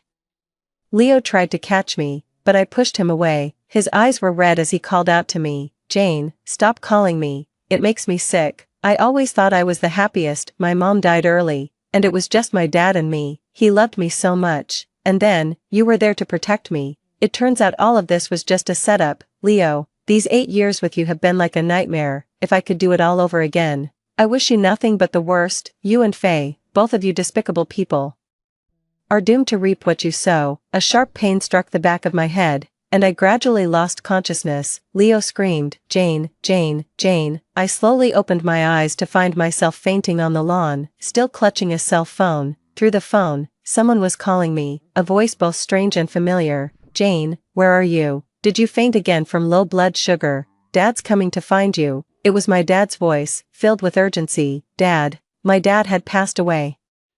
How could he still be calling me? I sat up, rubbing the sore spot on the back of my head, and noticed I was wearing a school uniform skirt, showing a stretch of pale legs. From a nearby alley, sounds of punching and kicking emerged. "Kneel down, beg me, and I might let you go. Kevin, you filthy bastard. Do you even deserve to study, to attend our school?" Instinctively, I rushed over. "What are you doing?" Kevin, dressed thinly, his eyes red and fierce, suddenly looked up at me.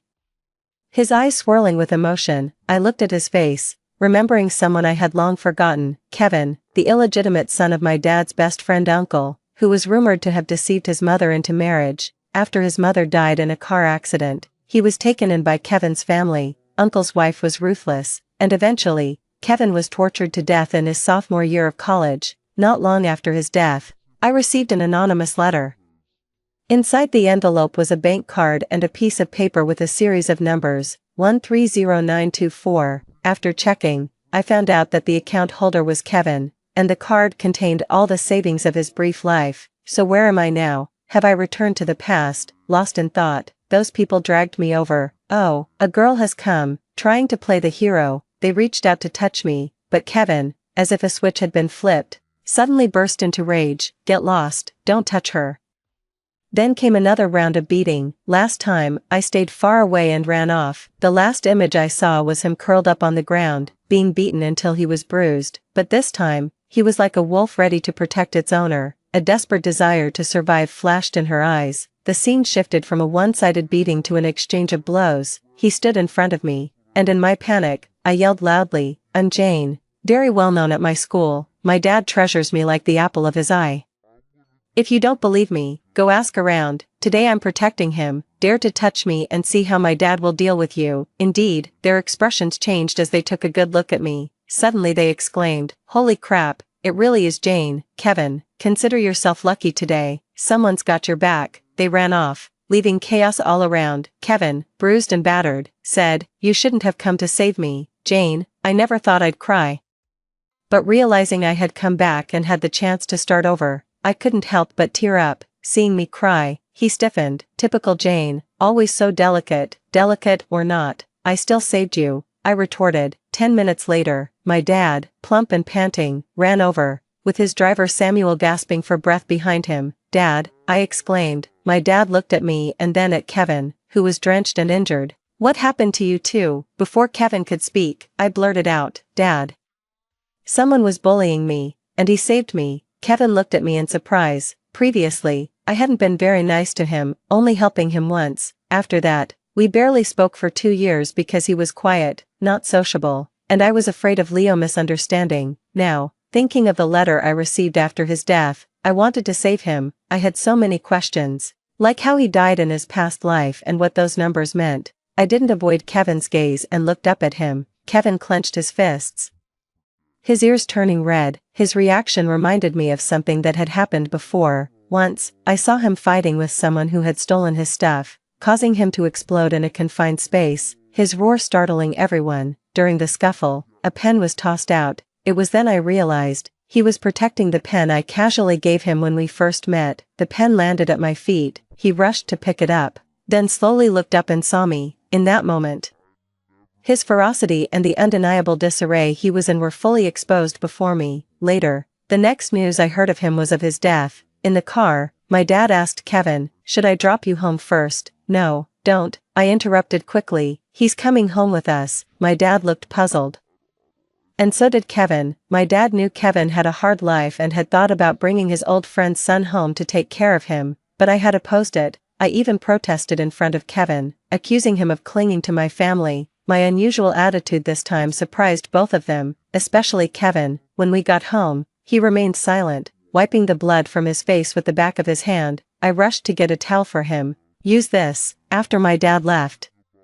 he stared at me for a while before slowly asking, "Aren't you afraid I'll cling to you with all the help you're giving me now?" "What does it matter if he clings? Could he possibly be more ruthlessly ambitious than Leo? Besides, how bad could someone be if they've known me since junior high and would leave me their only savings after they die?" I had someone arrange for Kevin to stay in the room next to mine, and before going to bed, I intentionally walked past his door. Through the door, I asked him, "Kevin, 130924, what does this mean?" Suddenly, Kevin opened the door. "Jane, why are you helping me?" he asked, his tone dark and profound. I saw in his eyes the hidden troubles of his youth and an indescribable restraint. It was an unspoken affection, mixed with admiration for something precious, and a sense of inferiority. Suddenly, I felt uneasy. I blamed myself for not seeing people clearly over the years, and for not reaching out when he needed me the most. "Jane."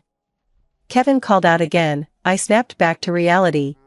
Answer," he said, his gaze intense, like a wolf. Feeling somewhat awkward, I replied, "I'm thanking you for saving me. Besides, you're not doing well in Kevin's family, so you might as well stay here." I couldn't very well say that he would die in 2 years and I was reliving my life to try and save him, could I? Also, lately, some people have been trying to get to me. Keeping you by my side to help me fend them off, that'll work, right? Kevin didn't speak. I smiled at him and said, "Consider it a repayment for me saving you today." His expression faltered at my smile. Standing tall under the light cast shadows on his eyelashes and his breath lightly touched my face as he murmured, The next morning, my dad insisted on driving me to school. Samuel was driving. My dad sat in the passenger seat, and occasionally looked back at me and Kevin. His expression hard to read. I knew what he was thinking. I had changed so much, suddenly accepting Kevin, and my dad was worried about what was influencing me. Quietly, I said, "Dad, he can protect me." "Oh, okay," he replied, recalling last night's events with a worried look at Kevin. As Kevin got out of the car, he pursed his lips and looked back at my dad. "Uncle, don't worry." Feeling that wasn't enough, he added quietly, "If anything happens, I'll be in front of her. Finally, my dad sighed deeply. All right then. As I walked into the school with Kevin by my side, many people looked our way. Suddenly, someone rushed up from behind. Jane. Faye jogged up and affectionately took my hand. Why are you coming to class with this person? Faye's tone was guarded. I glanced at her and calmly brushed off her hand. Faye's face immediately changed, looking pitifully at me. Jane, I would never forget how, 8 years later, she hid behind Leo, boasting about how Leo couldn't help pampering her every night. Anxious for her to get pregnant, I hissed at her, "Don't touch me, Jane." Faye looked extremely aggrieved. Kevin noticed my unusual reaction and glanced down at me. He changed positions, walking beside me on my right. He subtly isolated Faye. It allowed me to catch my breath, smoothing over the uncontrollable emotions. I told myself silently, "There's no rush." Changing my tone, I suddenly seemed more aggrieved than Faye. "Sorry, Faye. I didn't mean to snap at you. I just didn't sleep well last night, and I think what you said earlier was really too much." Faye was immediately taken aback and quickly pretended to look pitiful. She wanted to draw the attention of others, to show off my so-called diva temper. But how could I let her have her way? Dealing with a manipulator requires outmaneuvering them at their own game. I asked her sadly. "Kevin is our classmate, and also the son of my dad's good friend. As my desk mate, how could you be so opportunistic? You seem to disdain him so much in your words, Faye. This makes it really hard for me." Faye's expression cracked. She couldn't even maintain her frail smile. Her nose soured, and she looked at me, frustrated. Seeing that I had no intention of helping her out, she muttered a hasty "sorry" and hurried off. After Faye left, I looked up to find Kevin watching me with a questioning look. "Why did you say that just now?" he suddenly asked me. "Jane, is it because you dislike her? Or because you want to protect me?" Kevin's voice was magnetic, and my heart skipped a beat, thinking that he would die soon. I hesitated for a moment, took a deep breath, and said, "I wanted to protect you." Kevin was slightly stunned and looked away. "Liar, Kevin, I'm not lying to you." His instinctive reaction earlier was undeniable. Faye bullied me, he protected me, so when others are biased against him, I must protect him. Moreover, how else to expose Faye's true colors if not by stirring the waters? After the first class, as expected, Faye sneaked out. I quietly followed her, only to find her in a secluded laboratory with Leo. Upon seeing her, Leo asked, "Faye." This was my first time seeing her interact privately with Leo. In my memory, Faye was always timid, fragile, and phobic of men, speaking in a gentle and soft voice. Over the past years, she only spoke more to Leo when I was around. Once I suggested she add Leo on WeChat, she refused. Back then, she said, "Jane, it's not right since he's your boyfriend." I argued that because she's my best friend, she should add my boyfriend. At that time, she reluctantly, shyly labeled Leo in her phone as Jane's boyfriend in front of me. Now, with no one around, she actively snuggled into Leo's arms, her chest unintentionally brushed against Leo, tenderly cooing at him. 18-year-old Leo, with his tall stature of 188 centimeters and strikingly handsome appearance, exuded a sunny aura. The wind blew his hair, covering his eyes. I thought Leo would embrace Faye, but instead, he stiffened, then pushed her away. Faye was clearly surprised. Leo turned pale, stepped back, and held his forehead. "Wait a minute, let me catch my breath." The voice carried through the wind to my ears, inexplicably familiar. Leo from our high school days had a voice that was sunny and fresh, though lacking in gravitas. After settling down and taking over the management of my family's business, Leo had developed a certain authoritative calmness, his tone now brief and impactful. I had been by his side for 8 years, throughout his youth, watching him grow into Boss Leo. I was all too familiar with every little change in him. I was instantly frozen on the spot. This was even more shocking than seeing Faye throw herself into his arms back in high school. Since I was able to come back, what about him? Before I could figure it out, Leo's next move confirmed my suspicions. He looked at the still green Faye and asked, "What time is this? And why are you dressed like that?" His gaze lingered on Faye's flat belly. Embarrassed by his stare, Faye whispered, "Leo, it's just break time. What's wrong with you? This outfit. Jane bought it for me. It cost $3,000. Doesn't it look good?" I saw Leo's frown deepen when Faye mentioned me. He held his head, taking a long time to recover, then said, "I see, now I understand." Smiling, he added, "So that's how it is. I understand now." He was about to leave when Faye grabbed him. "Leo, what's wrong with you? Are you sick? Unfortunately, Leo didn't even look at her but asked anxiously, "Where's Jane?" Jane, Faye repeated, hurt. "Why do you call her that?" Leo, listen. We need to act fast on our plan. Jane, that fool, I don't know what got into her today. She actually snapped at me. Not only did she embarrass me in public, she's also getting close to that loner Kevin. If she ends up with Kevin, you're out of the picture. Leo, we need to stick to the plan we discussed. You chase after her and then find a way to get her family's money, so both our family's debts can be paid off. Leo appeared contemplative as Faye continued. We still need money for school later on. Leo, she's an only child. If you win her over, her family's wealth could be ours, which is much better than working in the future. I've mentioned you to her, and she's quite interested in you. You better seize the opportunity to develop a closer relationship with her. She's only 18 now, so naive. We need to capitalize on this opportunity. Leo murmured to himself, yes, she's still so naive at this time. As he spoke, his eyes unexpectedly reddened. I couldn't bear to listen anymore. Guessing what was going on was one thing, hearing it was another. My youthful innocence turned out to be what others considered the perfect opportunity for manipulation. Thinking back to those 8 years with Leo, it was all just a nightmare. Angered, I walked away, and at the corner, I ran into Kevin, caught eavesdropping. I greeted him. What a coincidence. Kevin, with thin lips tightly pressed, responded, "Not really." He pocketed his hands and looked at me, then glanced back at the corner where I had been spying, his gaze drifting off in the distance towards Leo and Faye. His eyes settled on Leo. He saw through my mood swings. He furrowed his brows and said, "Wait for me after class, let's walk together." Suddenly, I felt secure. When school was over, my driver Samuel came to pick me up, having been beaten up yesterday. Samuel had arrived early to wait at the school gate. Now, seeing Kevin and me walking out side by side, Samuel's face turned red, perhaps imagining some romantic drama scene. I quickly said, "Samuel, isn't the handsome guy and pretty girl, the campus belle and beau, a sight for sore eyes?" Samuel coughed violently. He almost choked on my shameless words. As I was about to get in the car, someone called out to me from behind, "Jane." I turned around and saw Leo running towards me with his backpack on, wearing his faded white sneakers. There was a time when him looking at me with such adoration was my favorite thing. Now, regret filled his eyes, but I only felt disgusted. I didn't stop. I stepped straight into our Mercedes. To hell with the poor young man. Deliberately in front of Leo, I called Kevin to come home with me. Leo stood there, treated like air by me but trying to smile at Kevin. His cheeks tensed. "Jane," I tilted my head, pretending to be puzzled. "Classmate." After 5 years of dating and 3 years of marriage, betrayed. When we met again, our young bodies housed mature souls. Did he think I was still the 18-year-old Jane? He must be regretting, thinking he had a chance to start over in this life. But how could I give him that chance? Not only would I not give it, but I would also make him watch as he loses everything, without the Jean family. Did he think he could still be the successful boss Leo of the future? "Is there something you need?"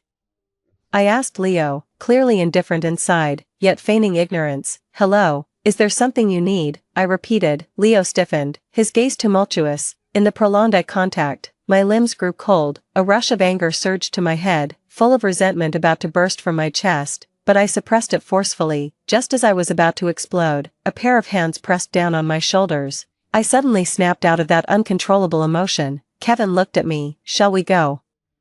"Didn't you say we were going home together?" I nodded, giving him a sweet smile. "Right, and you're coming to my room tonight to tutor me." Tutoring? He almost lost his composure, awkwardly looking away. "Yep," I nodded. Unexpectedly, Kevin didn't call me out but instead reached out and ruffled my hair, and I just let him do it. Who was close and who was distant was crystal clear. Leo froze in place. I said goodbye to him as if he were just another classmate, seeing my impatience. Samuel immediately started the car, driving off until Leo's figure turned into a tiny speck in the rearview mirror, looking a bit pitiful. Kevin remained silent all the way. That evening, I stayed in my room until I noticed Kevin had been sitting in the second-floor living room for a long time. It seemed he was waiting for me. Hearing me open the door, he stood up. As I approached him, I realized just how tall he was, taller even than Leo, despite being somewhat thin. His features were striking and well-defined, although his bangs were too long, covering his eyes as if to intentionally hide his superior bone structure. I suddenly remembered my father mentioning that Kevin greatly resembled his late mother, who was so beautiful that she had been deceived into marriage. I didn't agree with my uncle's actions, but as the younger generation, it wasn't my place to comment. Kevin, I called out. He responded, do you need something from me? Kevin suddenly looked at me, his gaze almost accusing me of being a fraud. Tutoring. I was taken aback and let out a forced laugh. After all, tutoring was just a casual excuse to placate Leo. My academic efforts were always half-hearted. Serious tutoring would nearly kill me. In the years after our marriage, whether intentionally or not, Leo had made me quite delicate. I couldn't recite the periodic table, but I was decent at drawing. Trying to bluff my way through, I smiled and said, I'm a bit tired today, let's not do the tutoring. How about tomorrow? Kevin didn't press the issue. He got up to return to his room but paused as he passed by me. Kevin always kept his emotions well hidden, so deep that you wouldn't notice unless you looked closely. He always kept people at a distance, even his deep-seated emotions were well concealed. Calm on the surface but turbulent beneath. In the middle of the night, I had a dream. In it, Leo was choking me while Faye, lying provocatively on my bed, said, Jane, all your things are mine now. I laughed in despair, vowing revenge on Leo, and then, without hesitation, I jumped from the building. The sudden sensation of falling felt like an intense tug. The pain throughout my body was so severe that I rushed into the bathroom to vomit. I vomited until I was dizzy and looked at my disheveled reflection in the mirror. In this second chance at life, knowing the truth, I thought I would be driven to madness by revenge, but walking through that dream, I realized that being forever trapped by these emotions and terrible people was the real folly. Now, I just wanted nothing more to do with either of them. At 3 a.m., I took my pillow and knocked on Kevin's door. Kevin, are you asleep? A few minutes later, he opened the door. Completely stiffening upon seeing me, he instinctively grabbed the door frame as I barged in, heading straight for his bed. Jane, he asked, his voice hoarse. The silence around us was so profound that I could clearly hear his heart pounding. What are you doing? He asked. I'm scared, I said. Kevin stood there in the dark, at a loss. The situation looked bizarre. Just the day before I had saved him, and now here I was diving into his bed. Anyone who saw would think too much of it. But now in this lifetime, the only ones who can give me a sense of security are my dad and him. Kevin, you said you would stand in front of me if something happened. Kevin's breathing intensified. Get out. I won't. I couldn't conveniently tell him what I was afraid of, so I just said I had a nightmare. Really, Kevin, it was terrifying. I'm delicate and easy to push over. I definitely can't beat you. So don't be afraid I'll do anything bad at night. Kevin, me. I'll just borrow your bed for a sleep. I promise I won't do anything to you. I took advantage of his distraction and dove straight into his blanket. Kevin's pillow and blanket were clean, prepared the day before yesterday. He had slept in them for 2 nights, and they were filled with his fresh scent, giving a full sense of security. In the middle of the night, Kevin watched me lying on his bed, unsure whether to step forward or retreat. A gloomy young man faced with an unreasonable sunny female rogue. Eventually, he seemed a bit helpless. Jane, Kevin seemed to want to say something, then suppressed it and endured. Finally, he gave up struggling, his voice hoarse. Then you sleep here. We still have class tomorrow. I'll go sleep elsewhere. Don't go. I grabbed him. Kevin was completely helpless against me, his tone hiding an imperceptible indulgence and affection. Then I'll sit at the foot of the bed and stay with you, Kevin. Don't leave after I fall asleep. I'm scared. His voice was low, clearly just humoring me. If I hadn't felt his whole body tensing, I might have believed him. Having commandeered his bed and making him sit and watch me sleep, how could I have the face to do that? I whispered, you come up and sleep too. Kevin's breathing immediately grew heavy. Jane, do you know what you're saying? I know, we're both 18, I'm not an ignorant teenager. But if I had lived half a lifetime and started all over again, I wouldn't care about these details. It would be truly pointless. Kevin's bed was too warm, and after a night of shock, I had no patience left. I reached out and pulled him over. Kevin, caught off guard by my sudden pull, fell next to me. The moon's silver light poured in through the window, just right on Kevin's nose. His eyes, bright and deep as pools, I saw it, and my heartbeat slowed for a moment. Later, I unknowingly really fell asleep. In a daze, I felt Kevin get up and stubbornly sit by the bed, watching over me all night. In this life, although I grew up in a single-parent family, my dad treated me like a treasure. Even Kevin, whom I hadn't much interacted with in my previous life, was also carefully protecting me. The way he stayed with me was like he was guarding a pearl in his palm. Going downstairs for breakfast, I walked ahead. Kevin followed behind, when Dad saw us together and harmonious, he chuckled, then Kevin.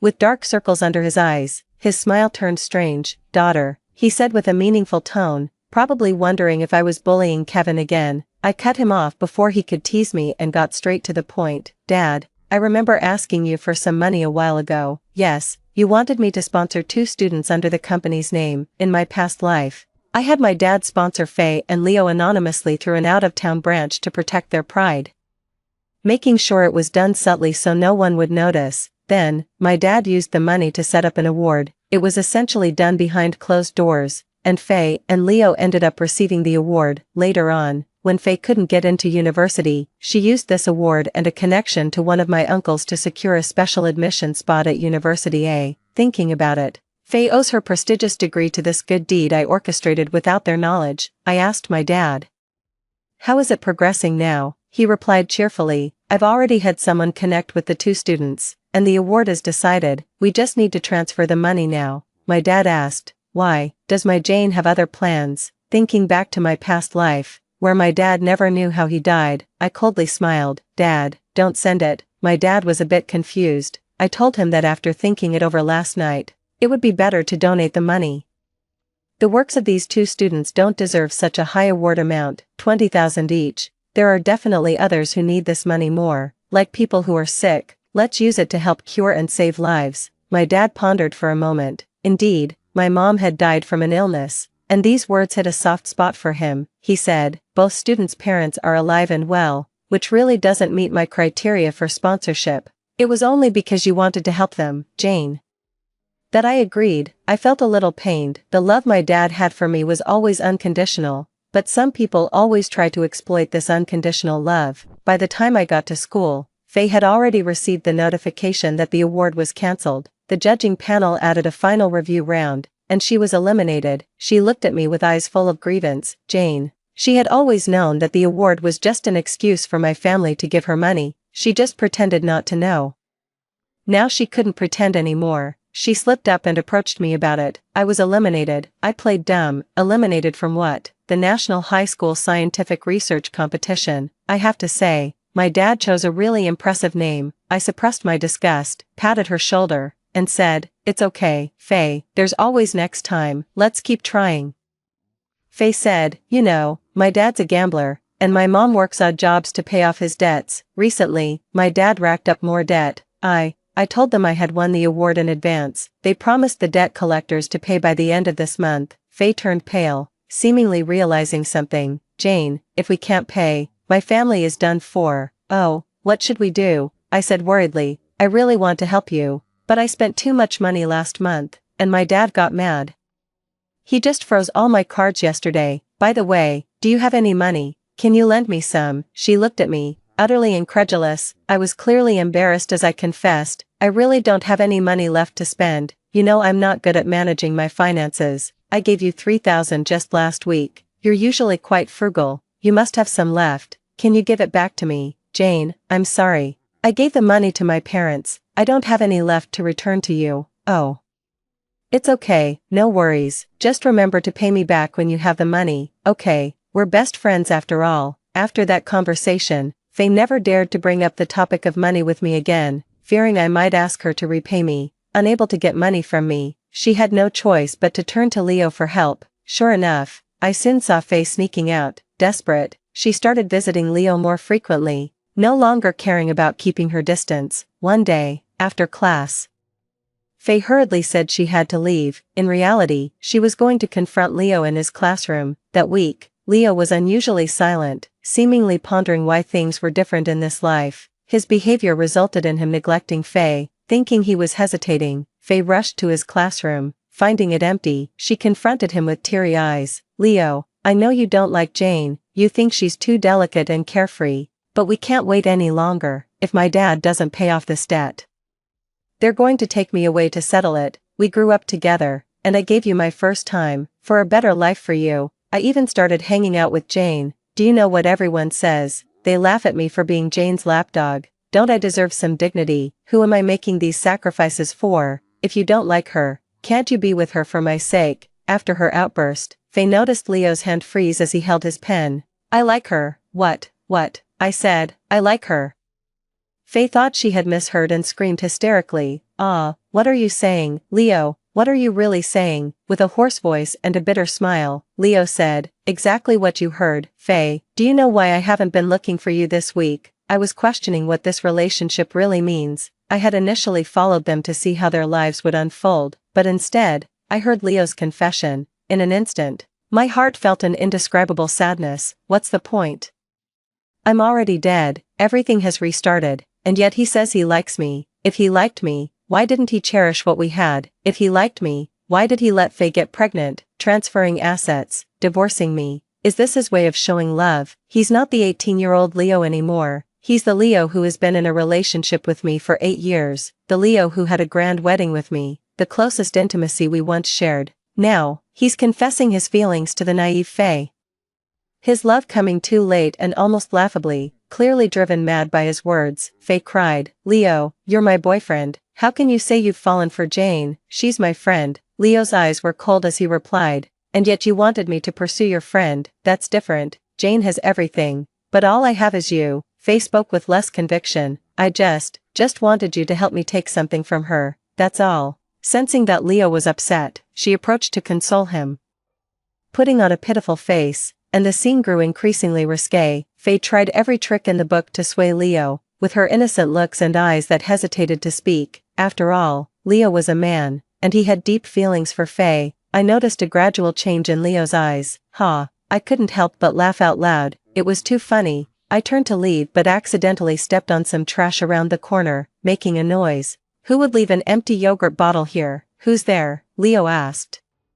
At the critical moment, a pair of hands grabbed me from behind. As Leo and Faye were fixing their clothes and running out, Kevin pulled me by the hand towards the rooftop. Kevin and I hurried up the stairs, his grip firm on my hand, the warmth from his palm spread to me, and my heart fluctuated until the wind by my ear reminded me of what was happening. Was it you guys? Leo had caught up.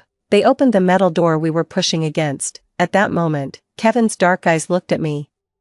Filled with tumultuous emotions, I didn't know how much he had heard, whether he also heard Faye plotting against me. As I quickly racked my brain, Kevin reached out and hugged me. He shifted my position slightly to shield me thoroughly. Leo had reached the rooftop, followed by a panting Faye. Leo frowned, looking at Kevin. Were you eavesdropping on us just now? Kevin remained still, causing Leo to grow suspicious and decide to confront the issue. Playing tricks in the classroom was bad for both him and Faye. It was clear he was doing this for Faye. When Leo recognized it was Kevin, he paused. He had also spotted me. Leo, his voice hoarse, said, Jane. At that moment, I tugged at Kevin, who then turned to look at Leo with a fierce expression and hugged me tightly. Leo suddenly became enraged. Let go. What are you doing to her? Kevin retorted. Can't you see? Faye interjected. Jane, you and Kevin. I covered my face, hesitating. Then said, well, we'd been on the rooftop for half an hour, busy with serious stuff. I countered. Hey, how come you two are together? You know each other. Faye turned pale. No, I don't know him. My best friend obviously had a guilty conscience. She dared not probe further and gave Leo a worried glance. Leo clenched his fists tightly. Leo told me, Jane, the school doesn't allow dating at an early age. I burst out laughing. My fellow student, why do you all have so much drama? I was just asking him for a loan. My words echoed what I had told Faye that morning. In the silence, Faye breathed a sigh of relief. After Leo and Faye left, Kevin still hadn't let go of my hand. Only when I gently withdrew my hand did he say, Jane, yes, I responded. Did I just protect you again? The following week, 2 major events occurred. One was that Faye and Leo lost the scholarship, and both families couldn't repay their debts, resulting in their homes being vandalized. Faye was nearly molested. She had fought desperately to protect herself. Leo, on the other hand, took a beating to protect his mom. The two of them grew up together, childhood sweethearts, both their fathers gamblers. A similar family background forged their deep bond through shared hardships.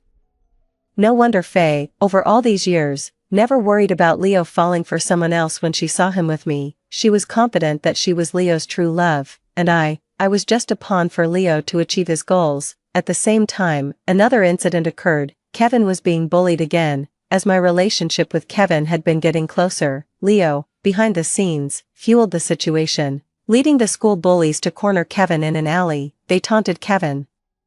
calling him a toad lusting after a swan because he was always around me, and ridiculed him by asking, "What can you offer Jane?" During this period, Samuel, who had become familiar with Kevin and me due to driving us regularly, grew closer to Kevin. Kevin was reserved but polite. He didn't look down on Samuel for being a driver, so Samuel showed him special regard. On the day Kevin ran into trouble, I happened to be home with a severe cold. Kevin was on his own, and it was Samuel who helped him out. Samuel also discreetly informed me about the incident. Before I had a chance to check on Kevin, he came knocking on my door. Under his eyes were bruises. He touched my forehead first to make sure my fever had gone down, then said, "Jane, I need to borrow some money." "For what?" "To start a business." Kevin wanted to start a business. It seemed like life was really starting to change. I lent Kevin all the pocket money I had saved over the years. In my past life, I had lent this money to Leo for his college education. He never paid me back, and after we got married, it was forgotten as we became family. This time, I decided to invest directly in Kevin, let Leo fend for himself. With over a year left before Kevin's untimely death, I hoped to change the outcome of his life. As the college entrance exam approached, Faye and Leo were both sprinting to the finish, but Kevin, despite his good grades, was distracted by his business. I didn't know what he was planning until the night before the exam, on May 19th, when Kevin asked me out for a late-night snack. I chose a light yellow dress and styled my hair in a princess updo. At the night market with Kevin, 6 handsome guys lined up and greeted me cheerfully, shouting sister-in-law. Kevin walked over and gently slapped the leader's shoulder to quiet them. This gesture only made them more excited, jokingly saying, "Brother Kevin, protecting your own, huh?" Kevin replied, "Stop messing around." Right, we won't mess around, sister-in-law. Brother Kevin told us not to." That's when I learned that Kevin had used the money to start an esports gaming company. The 6 boys in front of me were the first professional players Kevin had signed. While we were having our snack, I went to the restroom and passed by the back of a supermarket where I unexpectedly saw Leo. At a time when he should have been home studying for the exams, Leo was working a job, moving goods. Wearing a worn tank top, drenched in sweat, he was energetically loading crates of beer onto his shoulders, his arms flexed with the effort, veins standing out on his neck. Seeing me, he paused. I stood motionless, and so did he. It wasn't until a coworker called out to him, "Leo," that Leo finally shifted his gaze and continued moving items in brooding silence. Since our last encounter, he hadn't come to see me again. He hadn't followed through on Faye's suggestion to woo me in order to access my family's wealth. Instead, Leo had chosen to diligently work and study, taking a more honorable path. After moving several boxes, Leo continued with other items. Accidentally, he scraped his arm, leaving a long streak of blood. Once he finished, his boss paid him 80 yuan. Suddenly Kevin appeared behind me. "Jane." I didn't hear him the first time, so he called out again, "Jane." I turned around.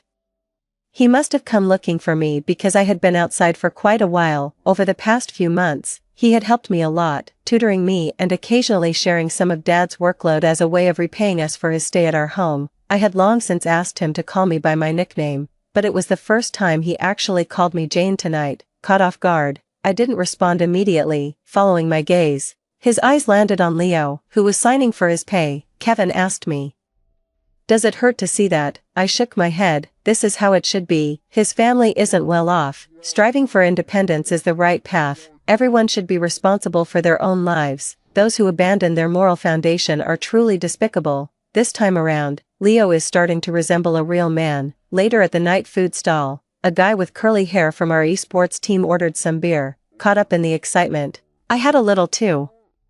Kevin and I were tipsy by the time we got home, and instead of going to our separate rooms, we stood side by side on the balcony chatting and watching the stars. I asked him, "Kevin, do you prefer the stars or the moon?" He replied, "The moon." Curious, I asked, "Why?" Kevin hesitated for a moment, then looking at me intently, and just when I thought he wouldn't answer, he said softly, "Because I have my own moonlight to protect." I was profoundly moved. Before, I was put off by his gloominess and didn't like his solitude, but having been reborn, I came to understand it was just his way of protecting himself. No one willingly rejects kindness or wants to walk alone in the dark. It's just that in his past life, no one had ever loved him. Fortunately, in this life, Kevin got a second chance. After Dad took him in, Uncle breathed a sigh of relief. And Kevin accepted our family's kindness. Over the months, he learned to open his heart, treating me and my dad with great care, each small act of consideration precious in its detail. Kevin's goodness was visible to all of us. What mattered even more was seeing his efforts. He worked tirelessly to stand by my side, starting his business, even sacrificing sleep to help me with notes, organizing my wrong answers, and writing out solutions step by step. He was always there when I needed him, forever my protector. I once thought affection was intense, like Leo's romantic confessions to me, but after experiencing life with Kevin, I realized that true affection is the detailed concern for another. It's an unprincipled favoritism. Everyone might look down on him, even he looks down on himself, feeling sullied, yet, for me, he's willing to wrestle with the world, striving to become cleaner. That night, Kevin and I watched the moon side by side. Neither of us spoke about our worries, but I had seen clearly into my own heart and figured some things out. In this lifetime, I must not let one setback stop me. I need to move on from Leo and Faye and truly live as myself. Before I could start living as myself, on May 20th, Leo cornered me. He handed me a box with a designer logo. "What's this? A gift for May 20th? Ah, I can't accept this. We're hardly close," Leo insisted, pushing the gift towards me, a clear obsession in his eyes. Perhaps he remembered the significance of the day, or maybe he was trying, in his own way, to win me back, but he was quite persistent. May 20th used to be our wedding anniversary. That day, we went to get our marriage certificate, but he received a phone call midway. He grudgingly finished the process and then left immediately. Back then, I was too naive, utterly blinded by love, failing to see the truth. Leo said, "Please take it. I bought it with my own money." I looked at him, unsure of what to say. Previously, he hardly ever spent his own money on me. Indeed, the wealth he had was built by my father's lifelong hard work. He looked at me expectantly, but after my repeated refusals, he finally grew impatient. Leo frowned. "Jane, stop being stubborn." "Me, stubborn? Oh, you're Leo, right?" I laughed. "I've heard about your family from Faye. Your mother is currently in hospital undergoing dialysis. With your family in such a situation, you still think of buying me this?" "I won't accept it." Leo looked dazed. Standing alone, after parting ways with Leo, I also distanced myself from Faye. Unable to get money from me, Faye turned and joined another clique. Several times, while chatting with other girls, she subtly mentioned me, leading others to misunderstand me. There was a girl in class who was adept at calling out hypocrisy, and she finally couldn't resist retorting, "Faye, enough. Jane was so good to you, and yet you backstab her with such snide remarks. Are you made of tea, so green?" Faye's face alternated between pale and flushed, completely losing her popularity. She wanted others to isolate me, but it backfired on her. A week before the college entrance exams, the classmates completely ignored her. Holding a grudge, she ended up reaping the consequences of her actions, performing disastrously and not even meeting the minimum passing score. Faye didn't get into college. Leo maintained his usual scores. Kevin ranked among the top 3 in our city. My scores also improved significantly, happily choosing University A. On the day of university registration, I saw Leo and Kevin at the University A campus. Without hesitation, I stood next to Kevin. Time flies, and before I knew it, it was already our second year in college. Kevin's entrepreneurial venture coincided with the golden age of esports, earning him a considerable fortune in his life. He achieved great success and would never again be bullied to death. As for me, I began living a carefree life, occasionally teasing Kevin. After more than a year of hesitation, I finally asked him the question that had been troubling me. "Kevin," he had become much more composed over the year and looked at me puzzledly. What exactly is 130924? Kevin's eyes widened, and after a moment, he asked with a flushed face, "Jane, who told you about these numbers?" I waved my hand. "Just tell me first, then I'll answer you." No matter how much I pressed, Kevin wouldn't divulge anything. Our relationship was more than ambiguous but not quite that of lovers. Eventually, even my roommate couldn't stand it anymore. "Jane, when are you and Kevin going to finally clear the air? It's like something out of a soap opera. Our class is organizing a camping trip in a few days. It's overnight, and families can come too. Why don't you bring Kevin along?" My roommate suggested encouragingly. "No rush." "What do you mean, no rush? Kevin has clearly been waiting for you to make a move. Why doesn't our Jane take the initiative this time?" Chuckling, I replied, "All right, since everyone seems to agree, I'll invite him to the camping trip. on the day of the camping trip, more than 20 people from our class came, some brought friends, others brought girlfriends, and in total, 40 people took 2 minibuses up the mountain. We booked several cabins in the woods and a dozen stargazing tents. Kevin stayed by my side, helping me with my luggage and choosing a cabin. Unexpectedly, Leo, a brother of one of our classmates, also joined the camping trip. I was slightly surprised when I first saw Leo, but then I just ignored him. Suddenly, at the campsite's supply area, I saw a familiar face. "What's wrong?" Kevin asked me. "I think I saw Faye." I blinked, and she was gone. Faye hadn't gotten into university and had entered the workforce early. It must have been someone else. At night, while I was alone in the cabin, I suddenly smelled something strange and lost consciousness before I could react. In the middle of the night, fire, a massive fire. I was awakened by the heat wave, and for a moment, I couldn't tell whether I was dreaming or awake. The smoke was suffocating, and I started to hallucinate. It seemed as though I was back in the past, with Leo, still my boyfriend, accompanying me and Faye at the class event. During that camping trip, Faye and I shared a cabin, and we also experienced a fire. I suddenly clutched my head in agony. It hurt so much, and I seemed to see Kevin rushing in to save me. Jane, I had been drugged and couldn't move. Experiences from 2 lifetimes, reality, and hallucinations intertwined. In the hallucination, it was also Kevin who rushed in to save me. Back then, my cabin was located remotely. Wildfires were common in the area. When everyone noticed the fire, not only my cabin but also the surrounding woods were ablaze. In my previous life, Kevin happened to be at the same campsite. He saved me, but didn't make it out himself. In the end, he entrusted me to Leo, asking him to carry me out. In the end, he was completely engulfed by the inferno. Later, everyone said he died from bullying. Even I believed it was so, but that wasn't the case. In his previous life, Kevin died rushing into the flames to save me. My mind was hazy, watching the flames gradually engulf the roof, and more memories surfaced. The year Kevin died, I lost my memory due to the fire. That wildfire caused 1 death and 2 injuries. Kevin passed away, and Leo and I were injured. Since Leo was the one who carried me out of the fire, everyone believed he saved me. Because of this, my father completely changed his attitude towards Leo and began to approve of my relationship with him. Later on, when my father handed the company over to Leo, he never really thought about the implications. Since I suffered from traumatic amnesia, my father, out of pity, didn't let anyone discuss the incident with me, pretending it never happened, saying it was enough for me to recover physically. Leo, on the other hand, took credit for something he didn't do. He merely carried me out at the end, and now with all the benefits he has gained, he is the most afraid of me remembering the truth. So he never mentions it either. Under everyone's guise of looking out for me, I truly forgot about the incident. In that devastating fire, only Kevin, nameless and unacknowledged, perished silently in the flames, unnoticed by anyone. When the fire spread to my feet, I finally remembered everything. Just at the crucial moment, the locked door was kicked open, and Kevin rushed in. "Jane, why are you here?" I cried. "I'm going to get you out." Kevin tried to help me up but found I was completely weak. He carried me horizontally, and a burning beam fell, striking his leg. He winced in pain, sweat forming on his forehead. I nestled in Kevin's arms, eyes red as I looked at him. So foolish. In this life and the last, he was always so foolish. In this life, it wasn't about me redeeming Kevin, it was clearly him saving me.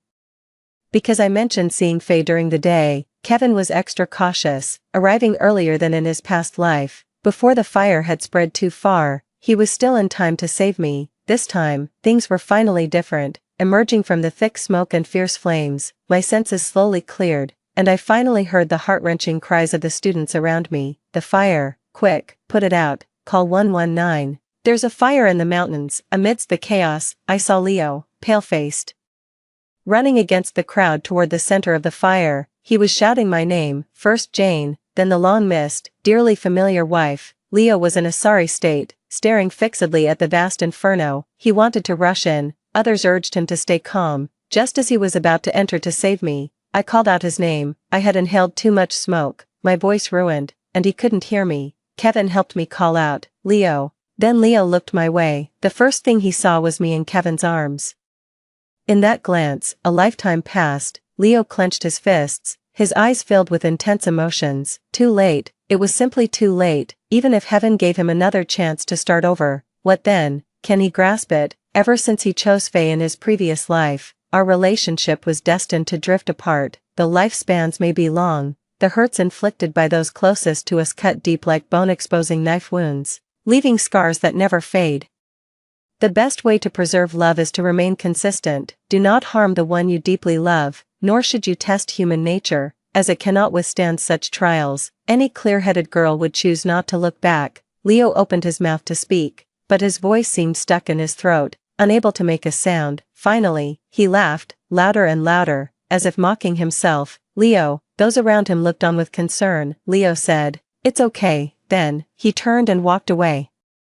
This fire was timely discovered, and thankfully, there were no casualties. Learning that Kevin had broken his leg trying to save me, my father personally visited him at the hospital. I shared with my dad some odd details about the day of the fire. He assured me, "Jane, I will resolve this for you." In my previous life, because Faye was also a student at University A and was close to me, I never guarded against her. This allowed her to stealthily do certain things unnoticed. This time, her bizarre presence at the scene, coupled with a strong motive, made her a prime suspect. The investigation quickly honed in on her, and soon, traces of arson were found at the scene. Faye was just a step away from prison. Dad told us to wait for good news, determined to catch the person who harmed his daughter. At that moment, Leo turned himself in. Leo was tried and sentenced, and before serving his sentence, he requested to see me one last time. I went. Leo said, "Jane, I didn't start the fire." "I know," I replied. Later, reflecting on the arson, I thought about both my past and present lives. It seems in the past life, the fire was a scheme by Faye and Leo to gain favor because my dad disapproved of Leo and didn't think he could take care of me. Faye drugged me and set the fire,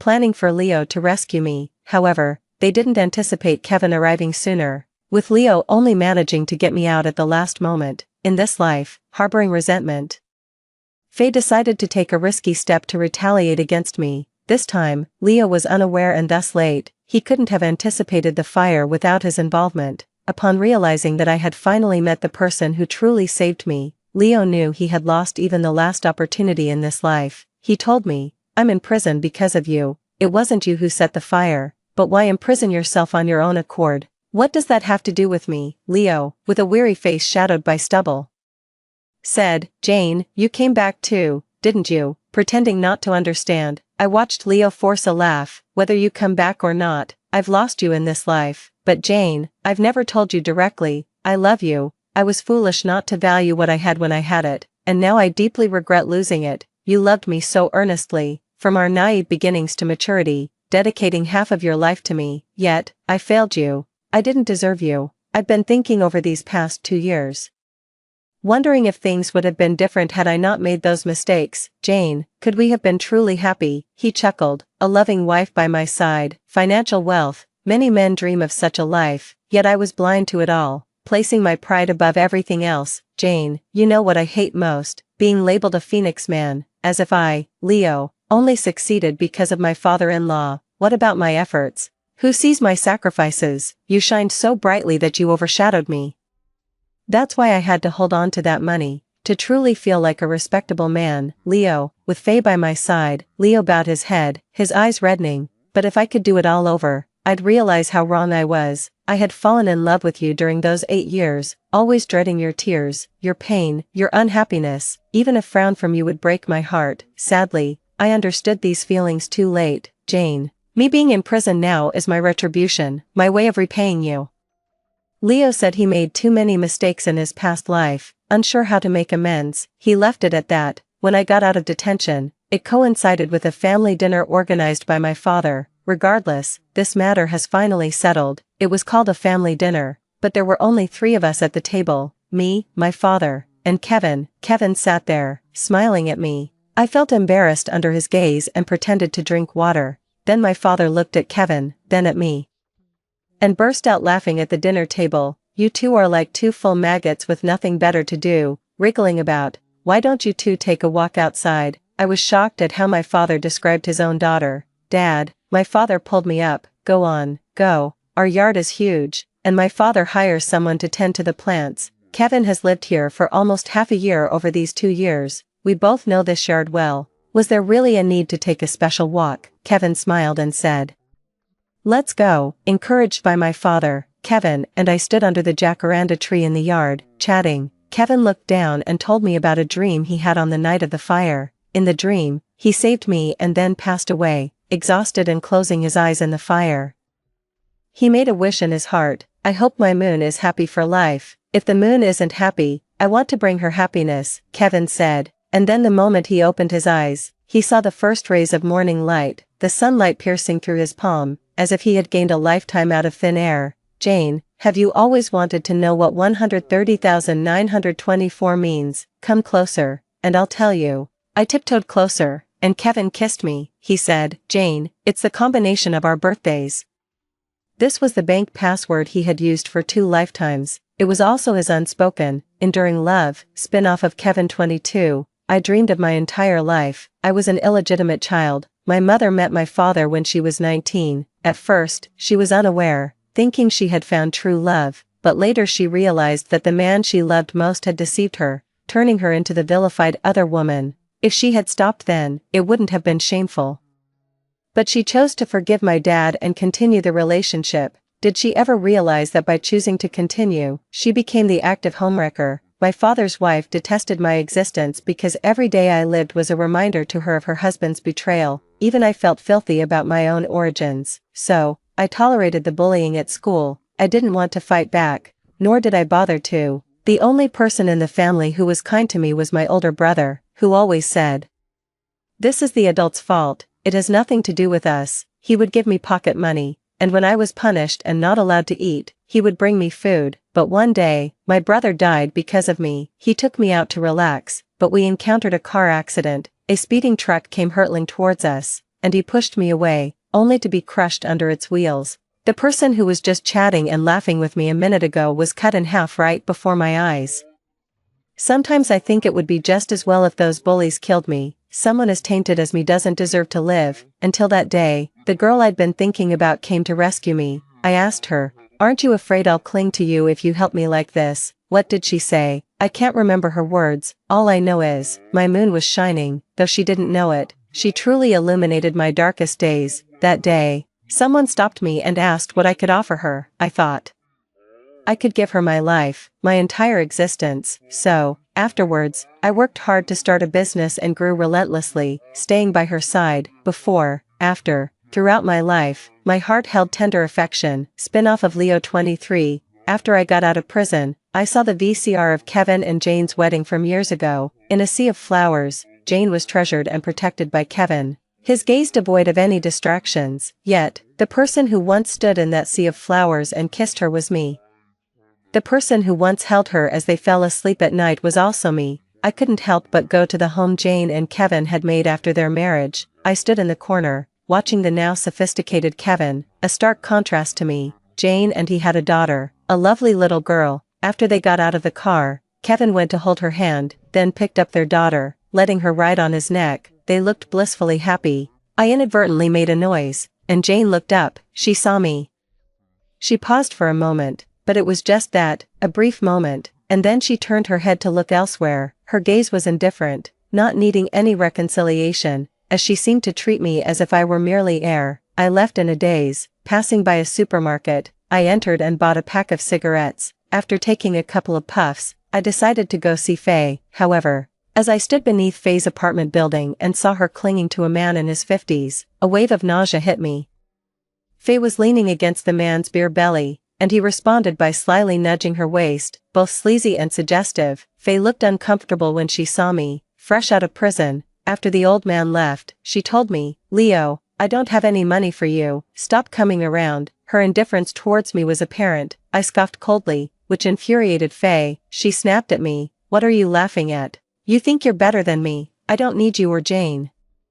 I'm getting by just fine with other men." Suddenly, I was reminded of my 18-year-old self, laboriously working to buy gifts for Jane. Back then, despite the hardships, I never bowed down or thought of asking Jane for a single penny. But now, Faye was stooping low, devoid of morals, ready to wreck homes for money. Looking at Faye, her face no longer innocent but marked by hardship, I found her repugnant.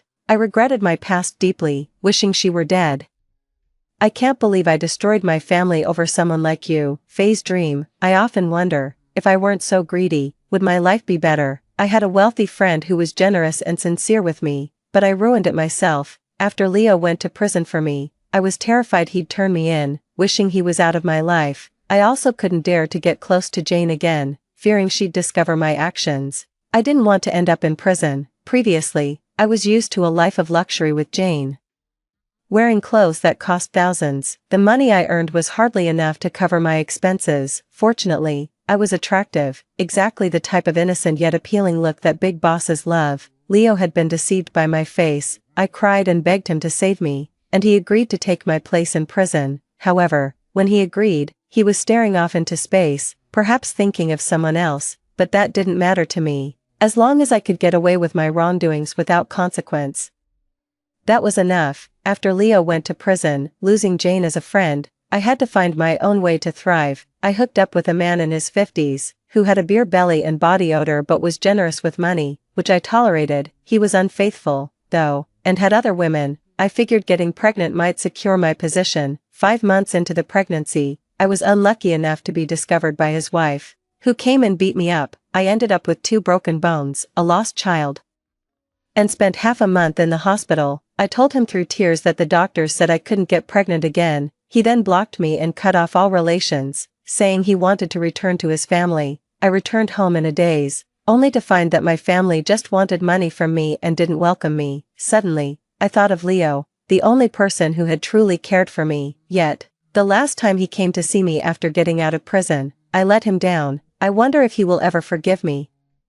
That day, I had a dream. In it, Leo held my hand and dreamed about our future together. He said, "Faye, let's work hard for the college entrance exam. I will give you a good future." In the dream, I was shy and timid, mentioning that I wanted to dine in the finest restaurants and wear beautiful dresses.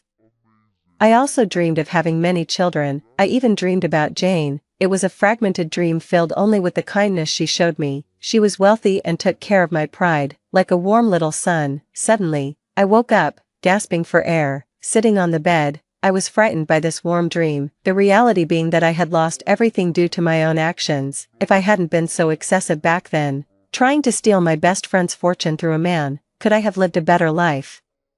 I was too greedy. Insatiable greed leads to loss of everything. Just as I was dressing up, wearing a white dress and planning to find Leo, the doorbell rang. 2 police officers stood at the door, stating that someone had reported me for having someone else serve my prison sentence, a serious violation of the law, and they asked for my cooperation in reopening the investigation of the case. My biggest fear had come true. I hysterically asked, "Is it Leo? Was it him? He's crazy."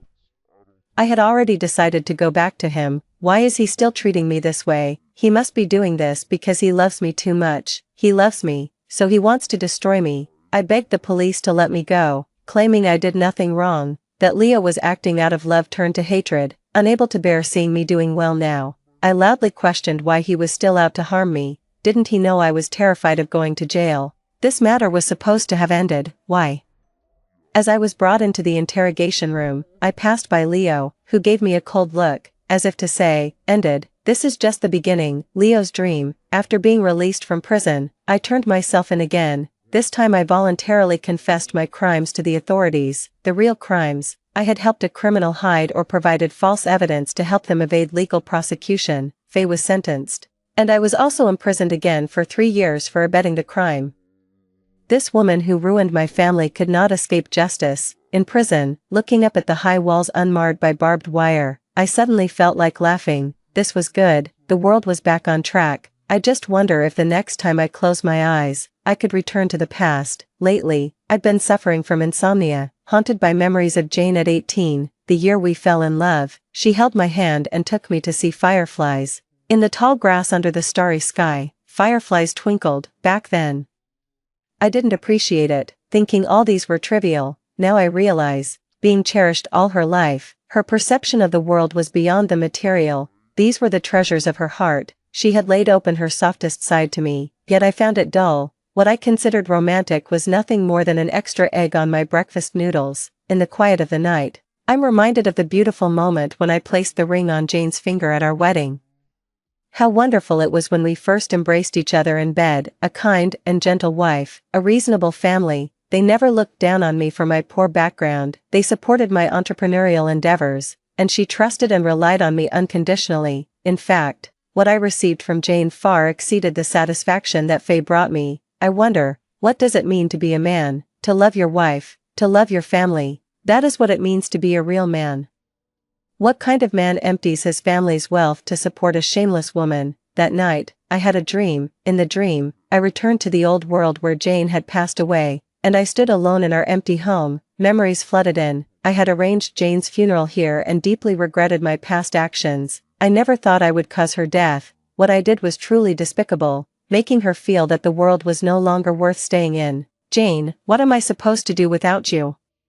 Faye eventually lost the baby as well. The prenatal examination suspected hemolytic disease. Our blood types were incompatible, meaning Faye and I could never have children. Even if born, the child would not survive long. Faye began desperately demanding money from me, pressuring me to marry her. I didn't want to, and seeing right through me, Faye screamed hysterically, "Leo, that bitch Jane is dead, you only have me now. I carried a child for you, I suffered for you. You must marry me in this lifetime." I snapped and grabbed her by the throat. "What did you say? Say it again," I said. "She is dead." Cough cough. Blinded by rage, I shouted, "Faye, my wife will only ever be Jane, not you. You're just a homewrecker. What do you think you are?" I tore away the facade of a cultured elite. In that moment I was like a raging beast. At night, he would massage me, hold me in the morning, and always give a kiss goodbye before leaving. The colors in the dream rapidly faded, countless points of light merged into one, and all those scenes of argument turned into nothingness. Only the echoes of our quarrels lingered in the air. I heard faint and firm voices, Faye saying, "You fell in love with someone else, made it real. I curse you to never have a good death." I heard myself in that world saying, "I did wrong, and now my life is worse than death." I saw the years pass by. I aged prematurely, barely 50, already frail.